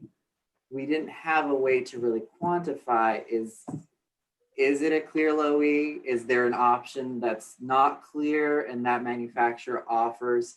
So we've been given that information. We also didn't know how to verify it. So the very green, highly reflective that you've been seeing pop up in some places is likely this darker option. And I So- think they may have meant clear, like not tinted. So it was a darker low E, but it was clear. It was technically clear low E, but it wasn't, because it was low E, not tinted. And that may have where the line kind of was getting. Yeah, perhaps it was, fuzzy. yes, the actual glass itself was clear and then it has low E, maybe it was. It had the low E coating, but it was On a not clear glass. tinted. So it was clear coated glass. And this is the problem, is that the low E it's a film. So it is going to impact slightly the color. It's whether it's low E gray, which is a tint. So it's low E and gray tint. It's like a sandwich. So That's what that's what I was getting at, is that there was a tint that we did not allow to make it, that we would normally not allow to make it a gray color, as opposed to the slightly green tint that if it was just low E. So we, at this board, in what I'm remembering, we were allowing clear glass or clear with a low E only, which, okay, and this is where we got into all this hullabaloo last time, was the low E coating, low E, I want to call it treatment for the glass, gave it a slight green tint, and it didn't go with the applicant's blue color theme. And so that's why he wanted to add a tint to it. And that's how I believe it should be presented to us, as opposed to, you know, having a clear or clear low E. That is the only option. You know, the VT, the VLT and COG should probably come into play when staff is reviewing it. And if it doesn't meet that criteria of the 70%, you know, they're more than welcome to come in front of the board. But if they can show that it's 70% or higher, or whatever the board decides that number should be, then that would then allow them to put a gray tint on it and still maintain the low E. Is that where you're coming from? Yeah, and we also have to think about, I mean, we get hundreds of window replacement permits, as we discussed last month, and some of them say gray glass, some of them say tinted glass, you know, and then we fail it, it's fixed, it's fine.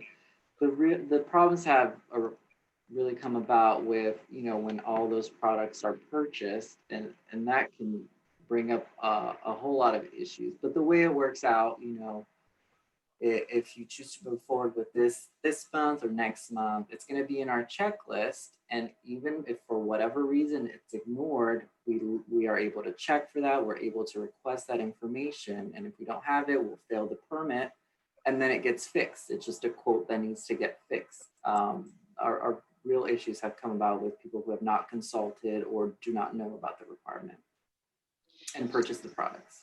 In my humble opinion, I would like to go even tougher, because I'm so distressed by some of these tinted windows that we see around town. In last month's project, we had, I think, the French doors that were clear glass, and then we had some other doors or the windows that were tinted. So even if you have a project where the French doors are clear glass and the window next to it is clear glass low E, that's going to be a disconnect. And again, I hate to make more work for the staff, but people are going to come in and say, hey, I need to have low E glass because I'm saving energy and I'm a conservationist. I would really like to know, on a typical house that has 14 windows and so many square feet of glass, how much energy, how many BTUs of heat are going to be kept out of that house by going to low E as opposed to sticking with a very strict clear?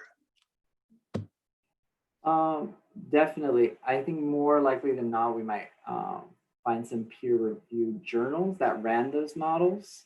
We would love to run our own, but I don't know if it'll be possible. But I think there's definitely research for that comparison. We'd be more than happy to bring that back to you guys. Great.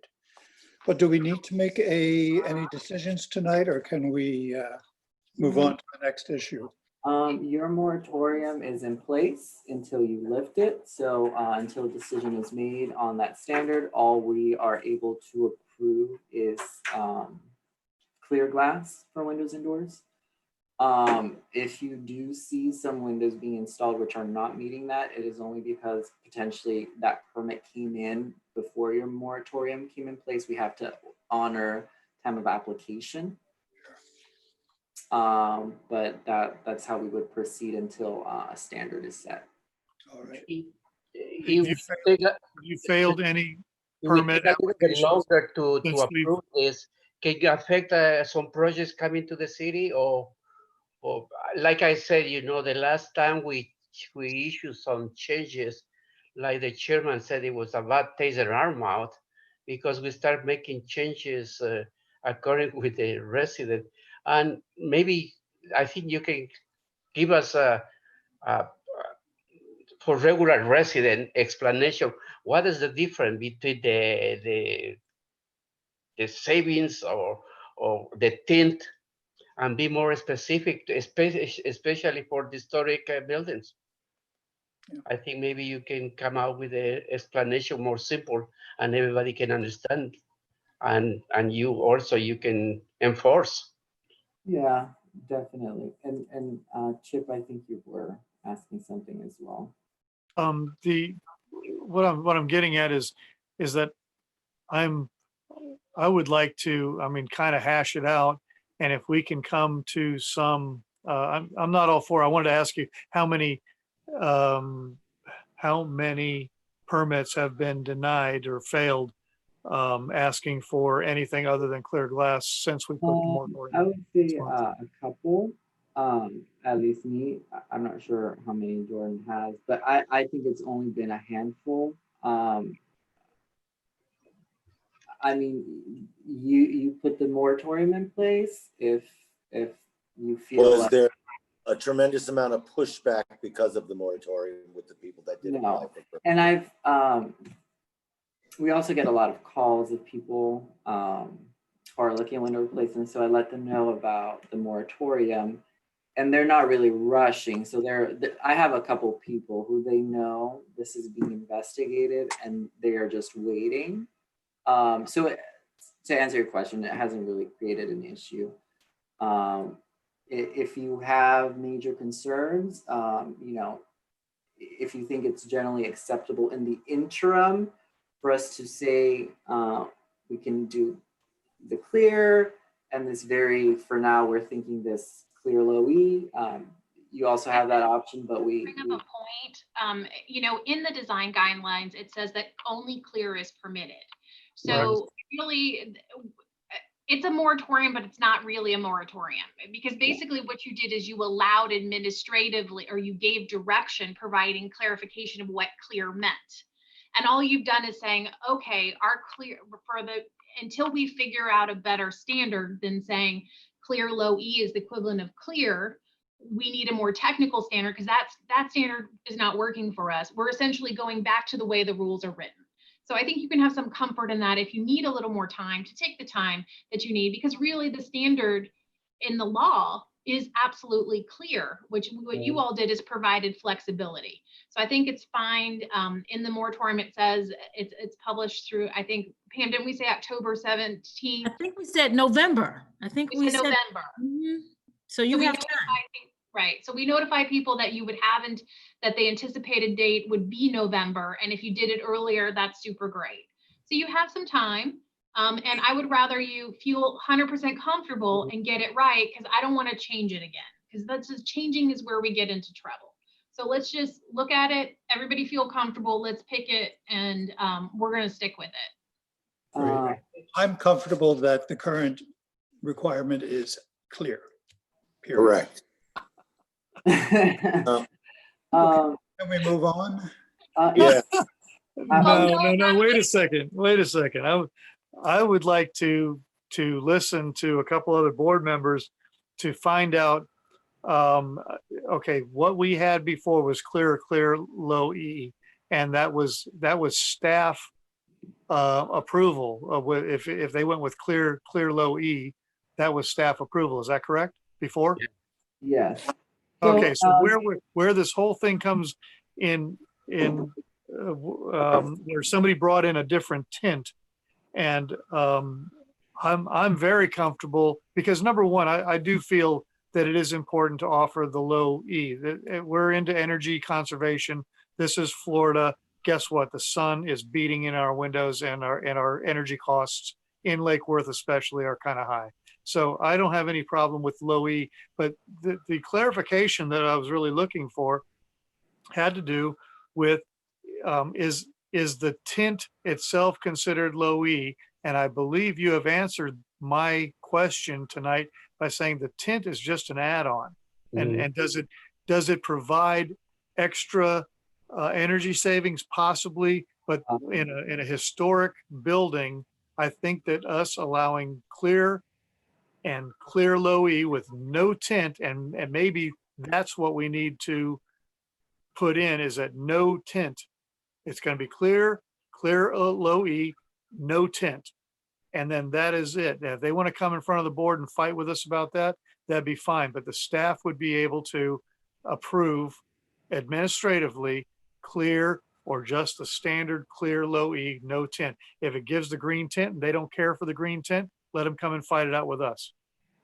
I agree with you 100%, Chip. And I think a lot of it had to do with the manufacturers of the windows and the contractors and how they interpreted those numbers to staff. I think the difference between low E and coatings and films and tints, I agree with what you just said as far as giving staff direction on that. But certainly the VTCOG is important in quantifying what clear low E means. Give it a number. Right. What number did you see in there, Abe? Is that 80 for clear low E? 70. And the quote we ran, the highest you could get was clear was 0.8 or 80%. Right. So essentially, we're saying a reduction of a maximum of 10% of that down to 70, we would still consider in the range of being clear. But just to clarify, what Abe is talking about is 0.8% is the impact glass, because impact glass has a film in it. It is It's two glasses sandwiched with a film inside. So true clear glass is 100% clear, right? An impact glass is 0.8% clear.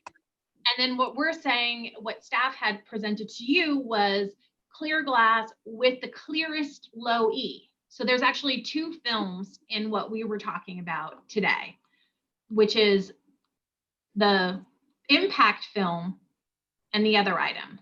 So what I'm hearing is, just to kind of wrap things up, is that we would like to hear some more about energy efficiency and the trade-offs there. We'd like to present some of those. There's also, there seems to be some general comfort with this VTOC standard around 70%. Right. And we want to, Chip, I do want to bring back, and I want to just triple check the tint issue with the gray, because again, the manufacturers, Abe did not ask those specific questions. So there might be a manufacturer that makes a gray something. I mean, we don't think so, but you know, I think it's important to ask that specific question. Is there the lightest low E with a grayer tint? Because gray is hot right now. So and wouldn't it be easy? Okay, so instead of my no tint, the clear low E without with no less than 70% VLT COG, and we make it so that it's going to be an industry. The industry will understand that. The applicant will understand that, and we will understand that. I think the important caveat you added, Chip, is that we also include that you can get clear glass, you can get clear low E. You're not, in addition to that, putting your Right. tint coating. And I think that's maybe the additional sentence that standard needs. So you all discuss and decide how you want to do your direction to us. Our presentation is over and it's up to you all to make the choice So- now. So Yeah, just let us know, like Aaron said, you're interested in research comparing, clear glass, glass flow-y, tint. Let's see what research is out there of how it impacts, your energy conservation. We're looking at beefing up the standards. So we're indicating you're not adding tints in addition to your low-E coating. And like we said, we want to, either we're going to use VTCOG or another word that's more of a catch-all for saying, we're not really taking into account the frame and the buttons. We're just talking about the glass itself. Is there anything else you would like us to bring back? No, there's a question for Pamela. All these changes we're going to do, we have authority to do it? To present to and approve? That's an excellent question. You have the ability to make changes to the matrix. I think that's just a staff matrix. But if we are going to make changes to the design guidelines, we won't, or to any ordinance, we will have to take it to the commission for review. So it depends on how far we're planning to go with this. if we are defining what clear glass is within a certain, with limitations and a standard of what you would be saying is that this is the standard that clear glass is. If you went with staff's recommendation tonight and gave direction consistent with that. If that's too far or that's not enough, and more flexibility would require an amendment to the design guidelines, which would be a policy change. And that is something we would feel more comfortable with checking with Tallahassee in to make sure we don't uncertify our program by accident, By clarifying clear. All right. Or pushing it too far, like Aaron was saying. Here we're seeing a slight change and we're saying we would be comfortable with that's close enough to clear, but there is a need to be more permissive to that darker one. Yeah. All right. As Well, the long as- moratorium will stay on until next month. Is that correct? Yeah. I would like to, Right now, I would it's like to see it until removed. November if it's not lifted beforehand, right? Okay. I would like to see the moratorium removed. I don't know if we have, I don't know if we have consensus on the board to remove the moratorium and allow staff to approve clear low E, no tint, and must not exceed the 70% VTR COG. And that would be a staff approvable, that would be an administrative approval, and we could take the moratorium off. And then if people still, again, if they want to go above that, we can still be learning more, but that's a change to the matrix. It does not involve rewriting the ordinance or going in front of Tallahassee. And I think that's what I heard from Aaron. Is that correct? Please clarify. Clear. Right. Sorry, I was having trouble unmuting myself.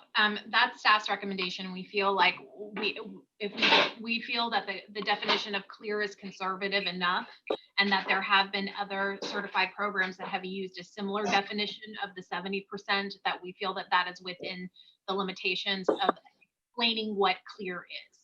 But we feel anything beyond that, it requires an amendment. So I would like to see the moratorium removed and let's get business going again in Lake Worth. Somebody's applying, okay, that gives staff clear direction on what they can approve administratively. And then if they can prove to the staff that the product that they're purchasing is a above 70% or above, then there's no need to come in front of the board. And then later on, we can discuss the attributes of promoting the energy conservation of the LOE altogether. But but that's not going to require a change. But as it is right now, I'd like to see the moratorium lifted. I don't know what everybody else, I hear everybody else say they'd like to leave the Oh, I moratorium. second what you said, Chief. I think it's a good idea. We have to keep moving. Unnecessarily compromise Claire and low E, and I think, I don't know, at least we had to give something and take something. I think it's you. I think we may come back to exactly what Chip says, but I would like to leave the moratorium in place for this next month until we can find out exactly how much energy savings one gets from low E glass. Is it something that It is worth. would make a difference in a person's energy bill, or is it so minor in comparison with heat transmission through a wooden wall or a non-insulated house be much more important? So I would prefer to keep the moratorium for the month and probably end it next month with exactly what Chip says, but let's get a little more information on heat loss. That'd be my. Do we want to vote on that, or do you want to move No, on? it's sensible enough. We can accept it. Okay. Come on, Chip, Bob, what do you say? are you okay if we hold on for a month with the moratorium? I'm okay holding on with a month. I just don't want Mr. and Mrs. Jones having a big issue over it. And I agree with Chip, and I agree with you, William. I don't think a month, in the state of where our city is right now in the world and the COVID and all that, I don't think a month is going to be that detrimental to our municipality. I'm okay with waiting a month. Okay. Did we lose Judy? We did. Sherry's trying to call her. So It's a long story. Let's bring her up to speed. Okay. I'm comfortable. I'm comfortable with what the rest of the board wants to do. So Yeah, I think I am less comfortable with the chairman. Yeah, I think we can wait for another month. Thank you. And we'll have a motion prepared for the next month. We'll make sure that it's a definitive decision that you're Good making. Yeah, all right. sounds Okay, good. can Thank you. we, go on to department reports. Mr. Hodges, I suspect that's you.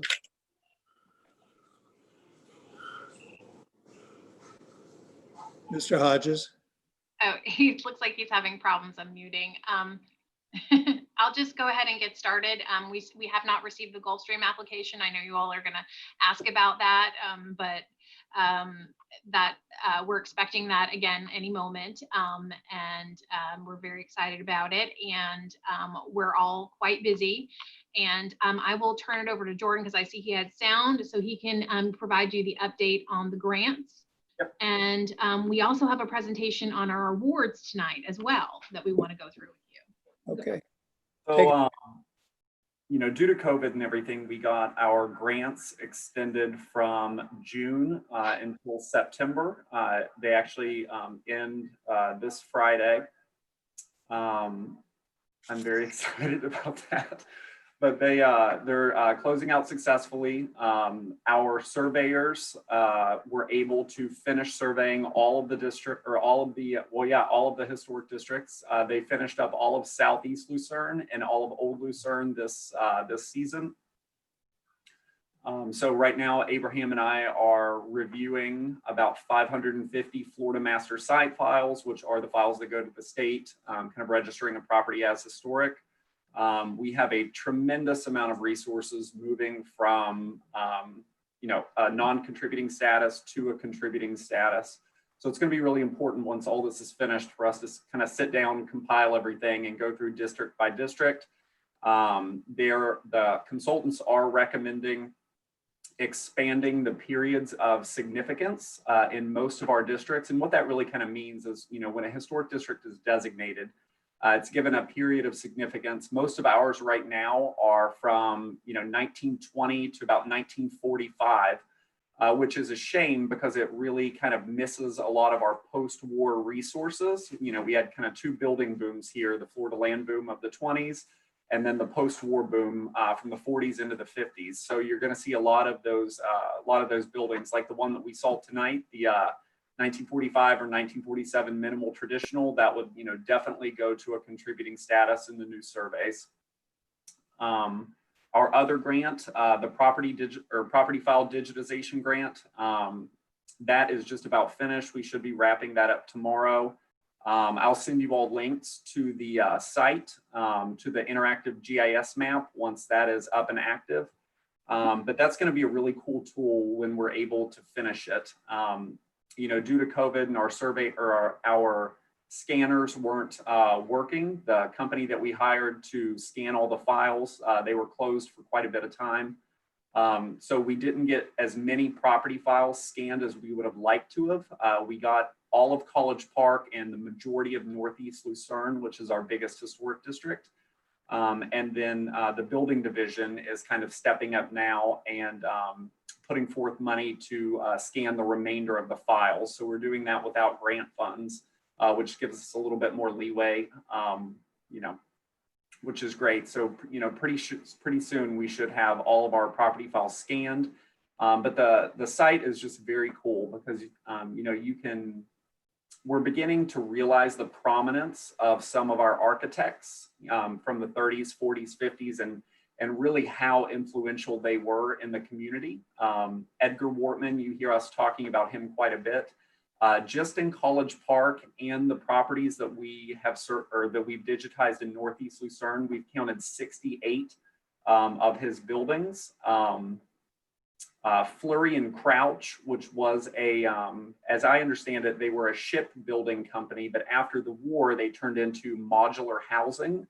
And they were based somewhere in New England, and we found 11 of their properties through this, or 11 of their buildings through this research. So on the site, you'll be able to just choose an architect and all of those properties in the districts will populate, and then you'll be able to look at the plans. So it's going to be a really, really cool tool. I don't know of another city who has a resource like that. So we're really excited about that. Right. Good, wonderful.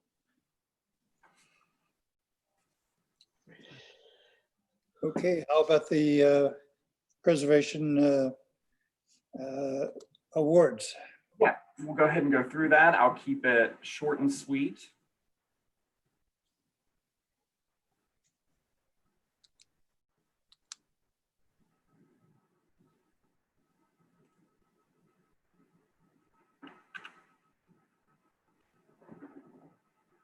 Okay.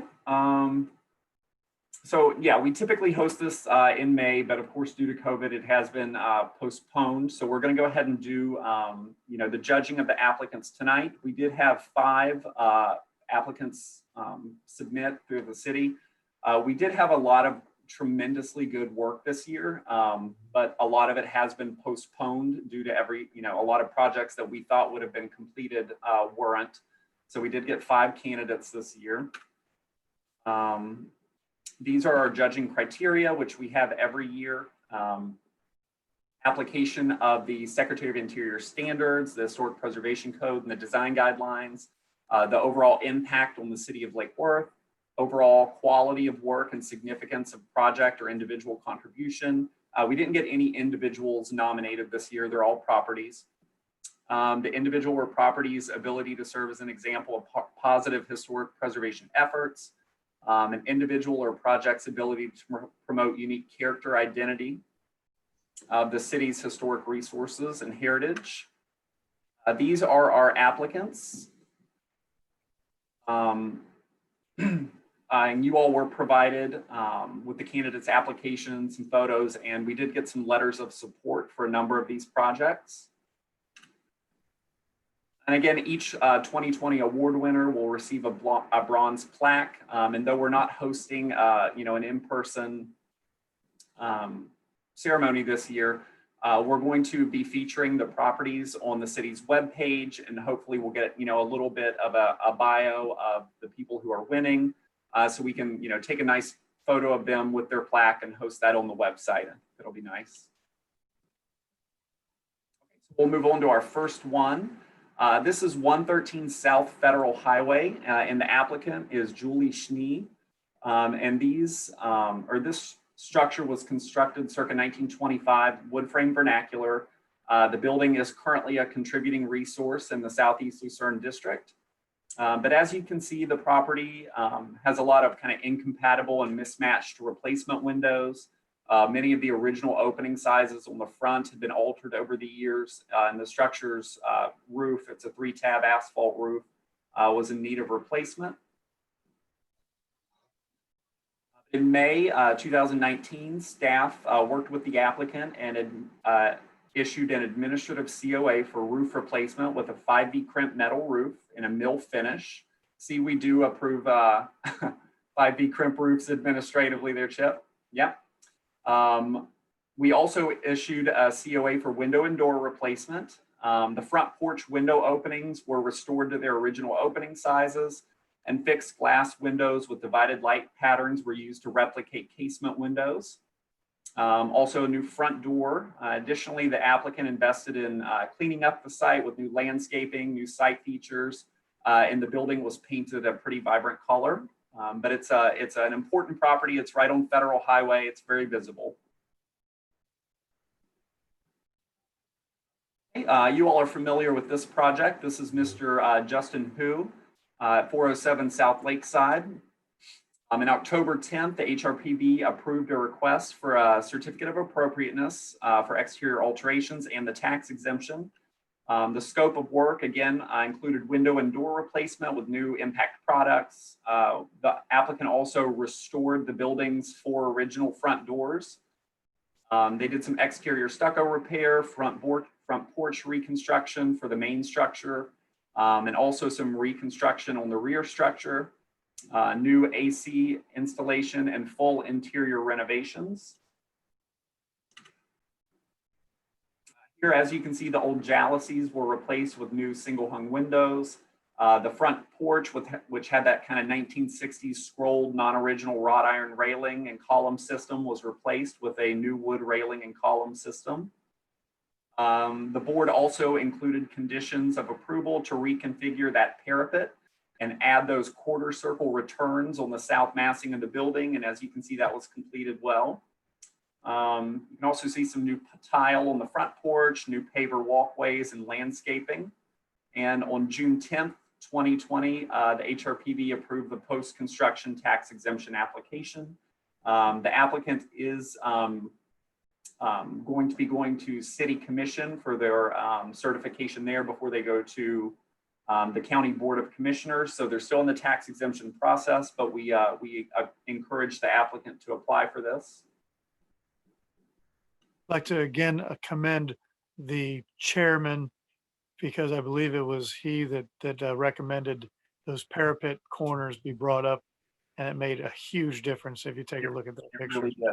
It's a good call, Bill. Thank you. This is, I'm a little bit biased on this one. This one's probably my favorite house in the Oh, historic what a district. beautiful job. Yeah, I know, it's phenomenal. But these are the before pictures of 231 North Ocean Breeze. The structure was constructed circa 1928 in a Mission Revival architectural style.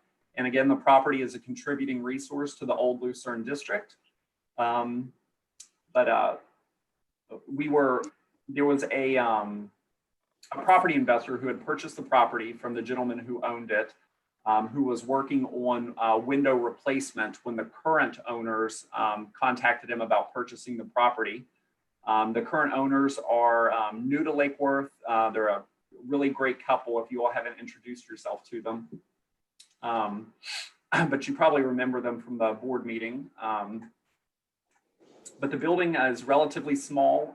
It has 2 bedrooms, or it had 2 bedrooms, 1 bath. And the new property owners wanted to have additional living space while maintaining and improving the character of the building. And they worked off of this historic photo from the 1920s, but also got pretty creative with the addition. Their architect utilized catalog pattern housing books from the 1920s to kind of arrive at the design for the addition. I have a question, Jordan. Yeah. The on the pictures that I'm seeing in my packet, all of those awnings, the fixed awnings appear to have barrel tile except for the one facing the street. Is that just, it hasn't been done yet? So Abraham actually drove by the property today. As It's you can done. see the picture on the right, it was just completed. Yes, it looks Oh. gorgeous. Yeah, Okay, you did the same thing. I went to the bicycle yesterday and he was working and he said, I'm sorry, a Yeah. little late, but he was finishing. Yeah. Beautiful, beautiful. Okay. It looks Still an open great. project. They still have some open permits, but they really did a phenomenal job. The addition blends, pretty seamlessly into the existing house. Abraham and I went out probably 3 or 4 times to look at stucco samples. They were very, very cautious about what they were, putting up, and they wanted everything. They're just your ideal people to live in a historic district. Jordan, if you could go back to the last slide for a second. You and I had talked about sash colors differing from frame colors. And in that historic photo, it appears as though the sash is white or some light color and the frames are dark. It's a little thing that I would like to see more of, more people trying to come back to the two-tone effect. Yeah, and Bill, could that have been like, how the on my house, the old wooden window screens would clip and clip in? Mhm. That actually looks like maybe the windows themselves might be the screens over the darker windows. It's possible, although the little windows on the far I right. see the little windows. You're right. No, I agree with you. Definitely a different color on the back. Yeah. Yeah, Okay, just something to keep in mind. that is cool. But yeah, so they applied under the rehab and compatible addition category. And like I said, work's still ongoing on the property, but we definitely encourage them to apply. This is Brett and Peggy Swinson. These are photos, the before photos of 330 North Palmway. This was, I believe, an Edgar Wartman property from the 1940s in a minimal traditional architectural style. And as you can see, the property had kind of replacement awning windows that didn't really match the original design, and the property was just, a little worn down. We did have the original drawings for this building, which showed that the building had divided light casements, and that's what we as staff recommended for them to go back with. And they did. So they did beautiful 10 and 8 light divided light casements. I believe they cleaned the roof. The building got a new paint color. They did some decorative tile work on the porch, and then new landscaping and site features. And again, this is a corner property, so very visible. It also has a detached garage in the back, which I believe they put divided light casements on that as well. So they were, pretty particular about what they were including. I like how they changed the walkway, the approach to the stairs. It's it makes a big difference.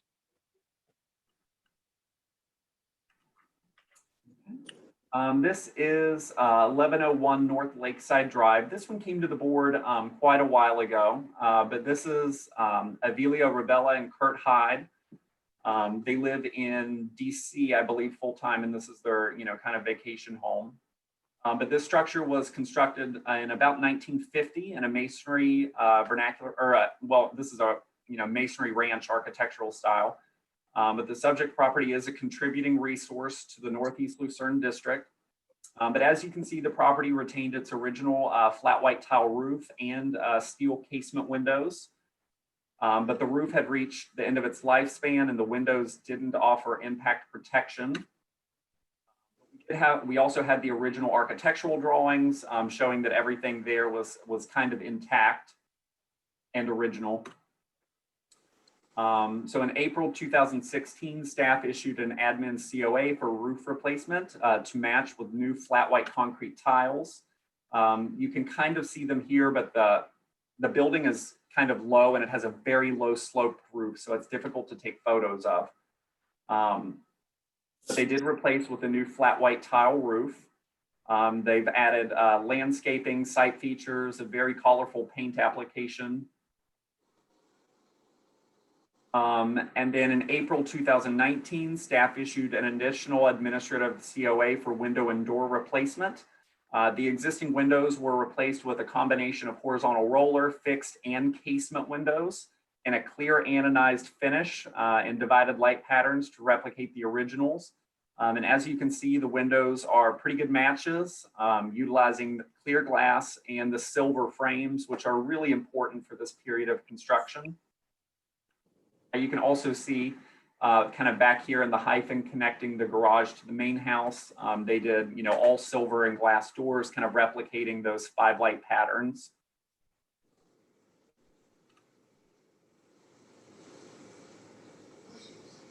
And that's all of our applicants this year. We always buy 10 bronze plaques to you know, award, but you know, they aren't dated, so we can use them the following year. But you know, we believe that they're all pretty worthy applicants. So you know, staff is recommending that they all be awarded, but we can certainly go through them all and discuss them if you'd like. I agree with staff. I certainly agree. think all of them are award winners. They are all wonderful.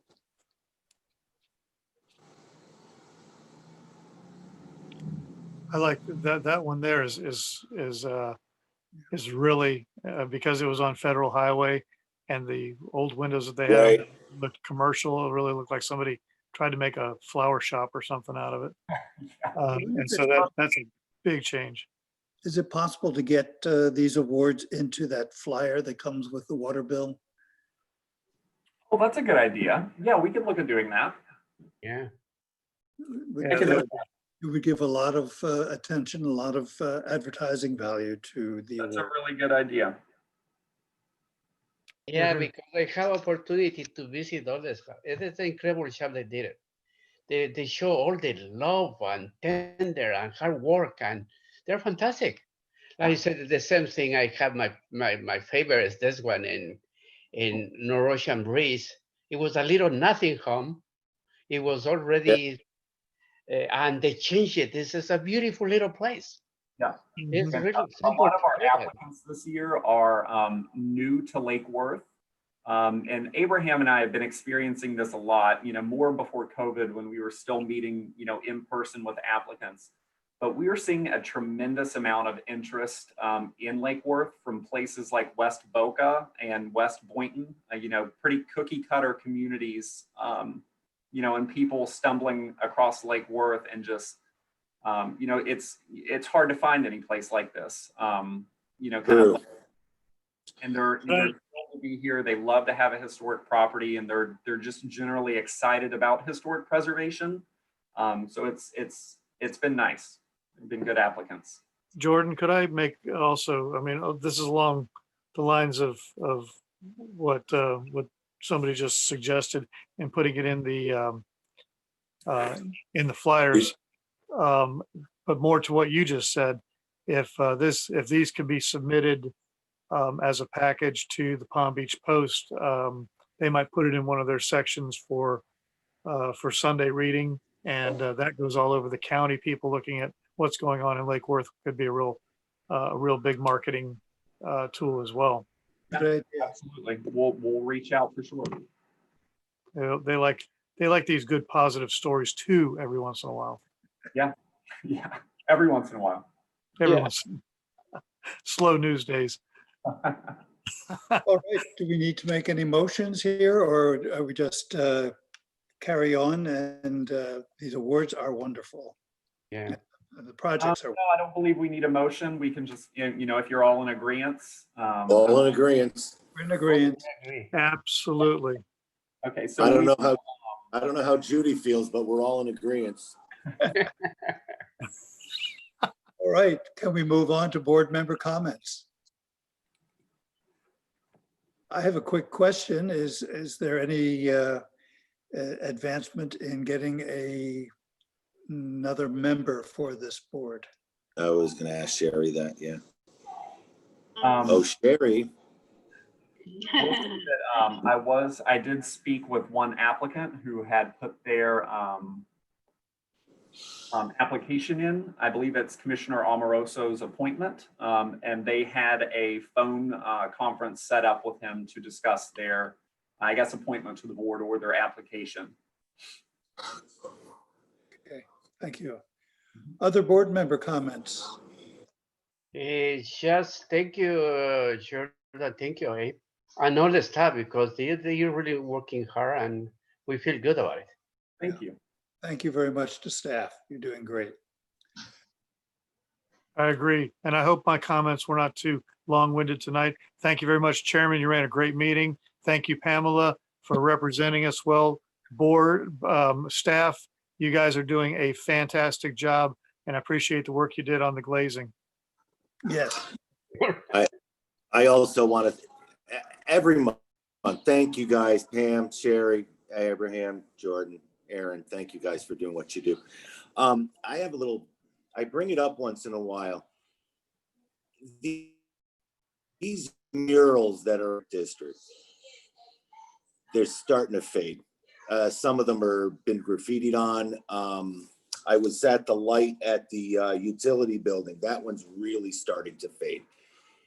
Do we need, since we approved these, do we need to revisit them at any point?